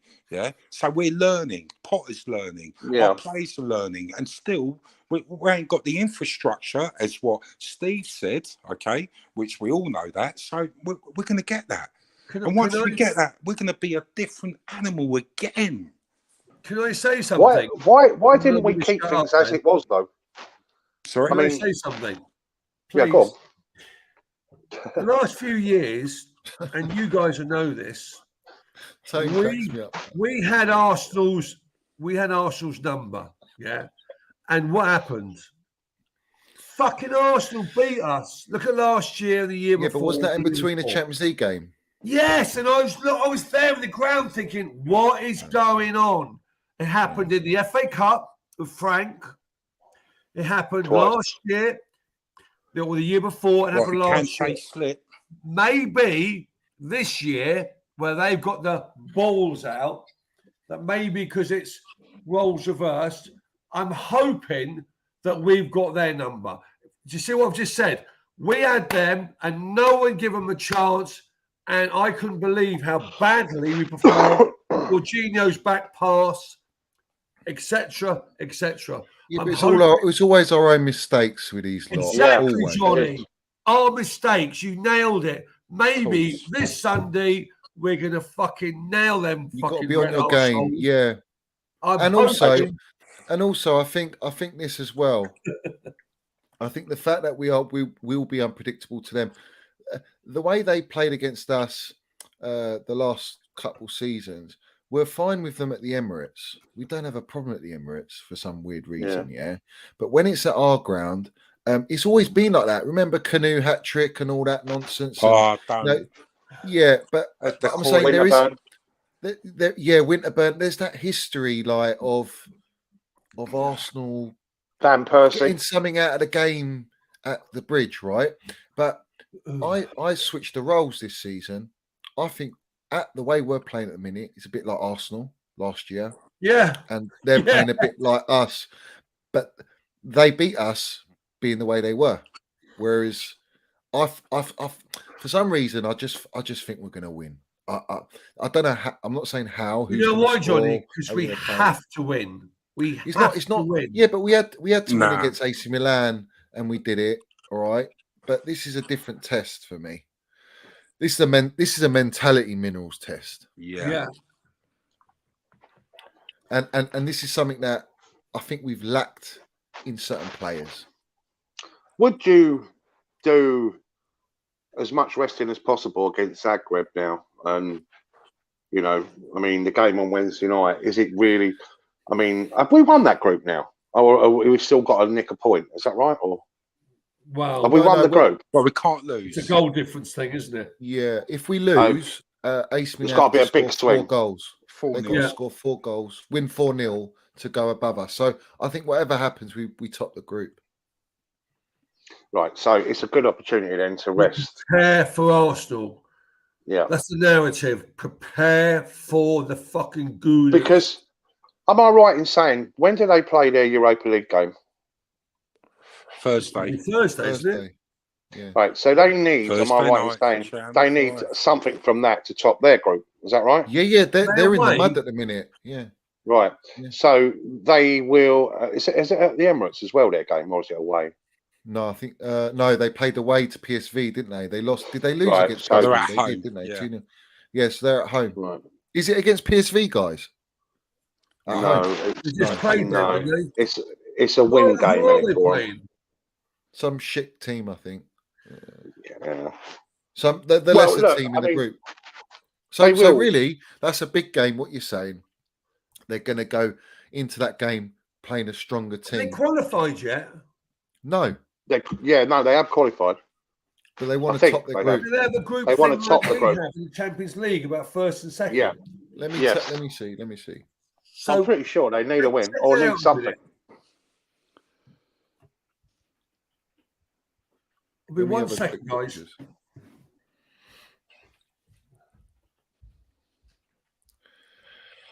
All right, so they are top of the group, but if they draw or lose, PSV go top of the group. So they are pretty much qualified. It's just whether they want to cement top of the group. So they should win that game. But you know, at the end of the day, for me, it's not about what result they get in that game. It's the fact that they're playing a fucking game. Yeah, and it's a game. We've got a game before them, that day before, which is better for us because we have a day of recovery extra. I'll tell you what, just away from football, just slightly, guys. Tell you what, the world's in a precarious position right now, isn't it? What's happening? Breaking news: Keir Starmer's actually got into the cabinet office right now. What's all that about? Well, it's proper tense right now. You know what's going on about Nord Stream 2 and all that. No, what they're saying now. Go tell us. Well, they're saying that Nord Stream 2 was a British thing. It was sabotage. Do you know, you're right, though. I think it's probably not the right time to get into the Chelsea. No, it's not. The world is more precarious than Chelsea Football Club. This is why. Well, we're on cyber alert with regards to Russia right now.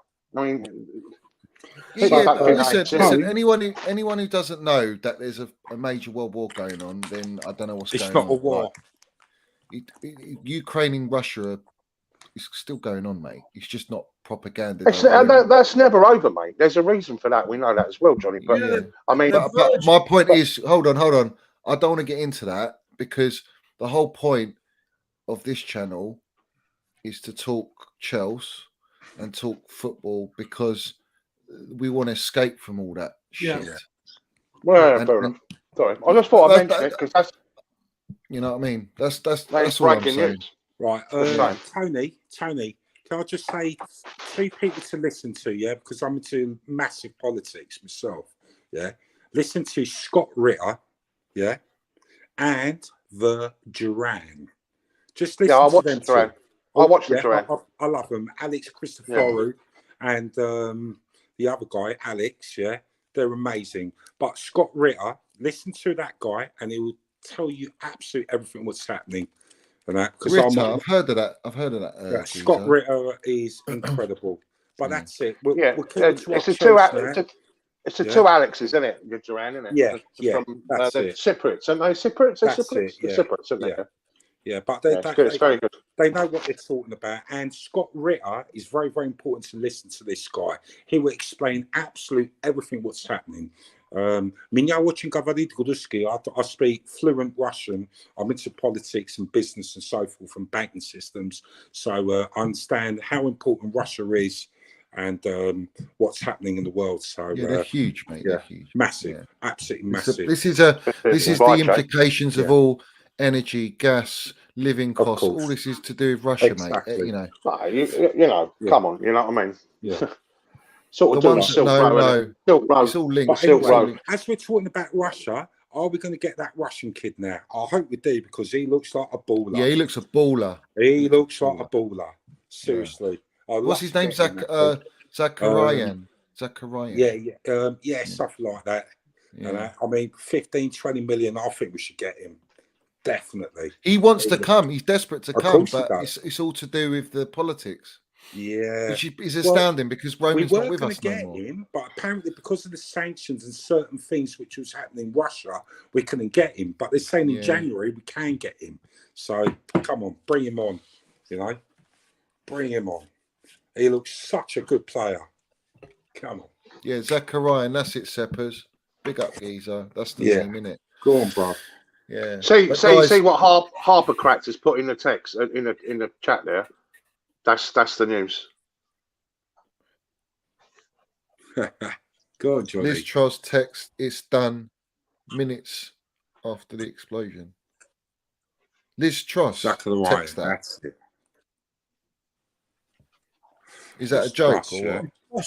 No, it's not a joke, Johnny. It's not a joke, Johnny. It's not a joke, Johnny. He was telling everybody to pick up your guns and go and fight for Ukraine, yeah? Lovely. You've got to remember, this is not just Russia. This is German. This is German infrastructure too, Johnny. Yeah, the Germans can't survive without the Russian gas and oil, as you know. Yeah, of course. Europe. People don't think it's terrorists. They fucking knock their nut, mate. Fucking hell, Steve, take that off again. What is that thing you got on your head, Steve? Hey. Right, go on, Steve. Come on! Come on. Harold! Oh, my word. Love it. I shaved that off at 30 years old. You know what? These people that worry about their hair, who fucking cares? It's all I'm a classic example. I've still got Tony Rolfe has still got the flick. I've still got the old curtains, mate. Fucking 30 years on. Hey, Tony, it looks like Clive Wilson without that. Right? Chelsea old boys. Where are you? Chelsea old boys. Hello. I said tonight, all right. Where are you? Can't see you. I see a white circle. Everybody was crying, all right, about us losing against Brighton. I was crying when we lost, all right, in the Simod Cup in fucking 88, all right? In the bloody Simod, no, 87, whatever it was. You know what I mean? Simod Cup. Simod Cup, man. That was the Simod another version of the full members, wasn't it? Or was it it was. Yeah, it was. Chelsea All Boys, you didn't realise you've upset a lot of fans tonight that thought this was my real hair. Looking lovely locks. Oi, Chelsea Old Boys, you remember when the League Cup, the Carabao Cup, if you like, was called the Milk Cup, yeah? Yeah. And before the game, there used to be a 50-foot bloody bottle of milk in the penalty in the middle before every game. Well, I remember, and all the players were swigging back milk after the game. Well, I remember when Oxford. Do you remember when Oxford beat QPR? Yeah, that's it. 2-1. Yeah. And Ray Houghton actually scored that game as well. Bloody hell! They had a good side. They had John Aldridge, didn't they? They had Ray Houghton. John Aldridge was class. He was. A good side. Oxford United. Can you believe that, Johnny? Oxford United. Oxford United. Yeah, good side. Good side. Incredible. Coca-Cola Cup. That's right. We won. Listen, guys. I've got to say, I've got to end it, man. Yeah, I'm tired, man. 3 hours almost. Best platform with Chelsea. Come on. Up the Chelsea! Up the Chelsea. Listen, I'm going to do a stream tomorrow, everyone. Yeah, as always. Do you know what I mean? We're going to go on, Johnny. It's Get been you on Keep the arm, early mate. Can he? Come on, keep the arm, mate. Get on there, Johnny. He really wants to come on. He loves you, mate. Yeah, no, Oh, we can fuck get him him on, off there if he geezer. loves Johnny. He must be a right prick. Yeah, I've only got haters, mate. Oh, get off. You fucking love all that. Oh, I got haters. And you got Mitchy boy sucking your cock every night. Mitchy Look boy. at- Someone came in as an imposter as Mitchy boy. When I heard know. his voice, I knew it was. Hey, look, do you know? Can I just say something? Sorry, Johnny. I know you want to go, mate. Let's keep it go going. on. Keep it going. No, right. There's a Mickey Keep Joy it going. boy. He's gone here. Robert Maxwell stole all the pensions to pay for Oxford, Tony. What a fucking comment that is. And that's the fucking weirdness of it all, yeah? Robert Maxwell, which is Ghislaine Maxwell's. Ghislaine, by the way, he disappeared in a boat, didn't he? Right off a boat. Yeah, he jumped off the boat. He nicked all the pensions. He had the Mirror newspaper, but he was the one behind, and he's the dad of Ghislaine Maxwell, was the one that Epstein Island and all that. Oh, is that the geezer Maxwell? This is and he was the Maxwell. one. That's why Oxford came out of nowhere, literally out of nowhere, because he literally bankrolled them. You know. But Tony, Tony, we can't talk about Ken Bates, what he done in Ireland when he took all that money out as well, did he? Right? Mate, I tell you, Batesy, mate, some of the moves he's done. If you read that My Year book, you know the My Year book? Remember he done that book, My Year? Yeah. I'm sure it was that one. It was either that one or the one where he was going on about Matthew Harding, you know, when he was trying what he done to Matthew, man. Disgusting. But yeah, go on. No, but it's the way he bought up those shares, you know, from the Crest Homes and the Marler Estates and all that. And the whole world is full of corruption and bullshit. 8 million. I don't think Roman got the money for the club, 8 but million did we stole. care? No. I don't care. Yes, the British government and the American government. I lived in America for 18 years. Oh, my God. Yeah, we know. Florida, Miami. Wow. Where was it? Where was you, Steve? Johnny, look, he wants to shut this down, boys. Let's not let him. No, Johnny, you go away. Switch it off and let us go away and try and get a ticket for Arsenal, and we'll the old boys. We're the fucking old boys. The old boys, literally, you fucking old taking boys. over. Johnny, we need you there on Sunday. If you've got any fucking minerals, get your ass down on fucking Sunday. I don't want to hear you not going. And if me and Tony and old boys need to get a ticket for you, we will. I'll go down on the already. I'll go 2 hours ahead and I'll go and fight somebody down for the ticket for you, mate. No problem. Yeah, but listen, when you got the old boys, they got the minerals. Do you know what I mean? You know what I mean? Well, we are the old boys, mate. Exactly. We are the old boys. Listen, Johnny, you are right about serious, the Johnny, all serious. Tony, listen to me. We need Johnny there on Sunday. We need to sort this fucking bloke out. He needs to be with us on Sunday. It's our biggest game, right? In this, unarguable. We need Johnny there. I'll give you a call in 10 minutes. We need to get him down on Sunday. Actually, Johnny, this year, have you been to a game live, okay, where we haven't lost? Leeds. No, I wasn't at Leeds. No, actually, no, you went at Everton, didn't you? Everton, yeah. No, I was at Everton. I was at Goodison. We won. Right. No. I was at Salzburg. We drew. Right. No, not Salzburg. Was it Salzburg we played at home? Yeah. We drew. United, we drew. I know. I haven't been to a game where we lost. Right. So maybe you should I haven't been to a game we've lost. Got to get him a ticket there. Put you right in the spot here, isn't it? Geezer, Goodison was a rarity for me, right? And I went there. We never win for 2 days getting over that travelling. We never win at Goodison. And I said to Lewis and a couple of geezers, I said, you know, if we win today, it's big things. You know that. Whenever we win that Goodison, we always win the league. I know. Can you imagine if we won the league? I said to him after, I said, we're going to win the league. They all started fucking laughing. But, you know, I'll tell you what. Yeah. No, I haven't been to any lost. What games have we lost? Brighton, we lost. We've lost against Leeds. Oh, Leeds, Look at that, Johnny. Best streaming ages, all Chelsea legends on screen. Because he had the fucking proper geezers on. Chelsea old boys, Tony Rolfe, And the Steve Bobby Cronick. Steve and the Minerals up the Chelsea. This is setting ourselves up to beat them fucking Gooners on Sunday. Come on! Cracks me up. Listen, I might do a one show week or something with you lot, man. We should do. Yes, now you're talking. Absolutely love to. Yeah, we'll do that. We'll do that once a week. Yeah. All right. Anyway, up the Minerals. Well, that's it, mate. I'm up for that, mate. Once a week, the Chelsea old boys. Say it as it is. We'll call it Chelsea Old Boys Minerals. Chelsea Old Boys, how old are you? 53. Oh, what? Fucking 53? You fucking fraud. I'm 62. Well, fraud or not, but I've been going since 1978, bruv. Yeah, I mean, my first year in West Brom.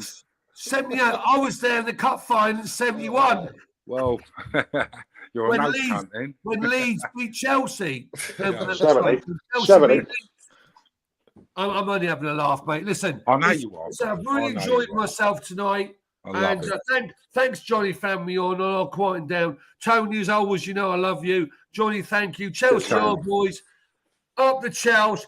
We're the family. We're the family of Minerals here. Like and subscribe. And up the Chelsea. Big up. We're going to beat Arsenal on Sunday, and I'm going.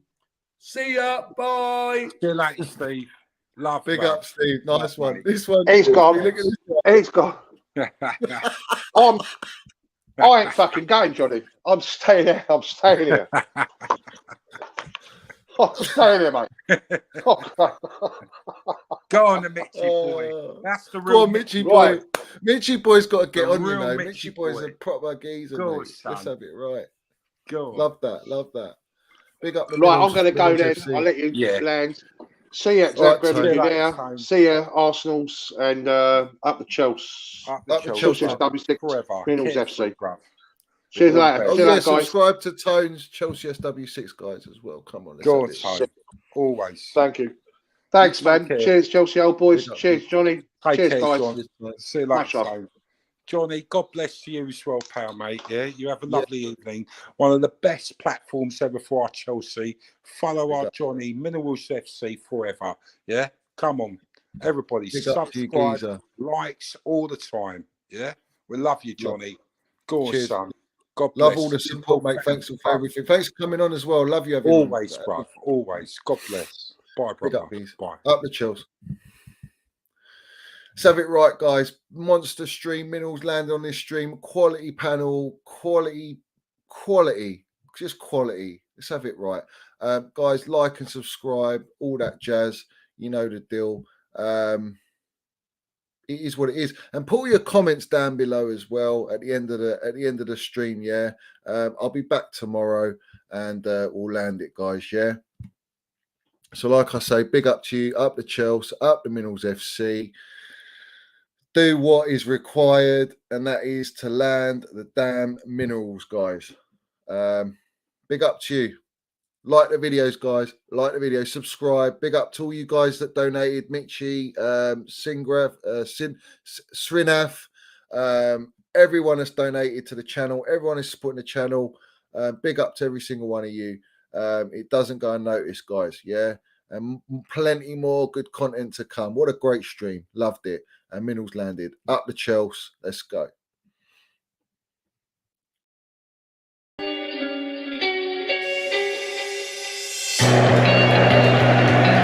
Right, Pride of London. London is blue. Let's have it right. Up the Chelsea. Up the Minerals FC. Let's go.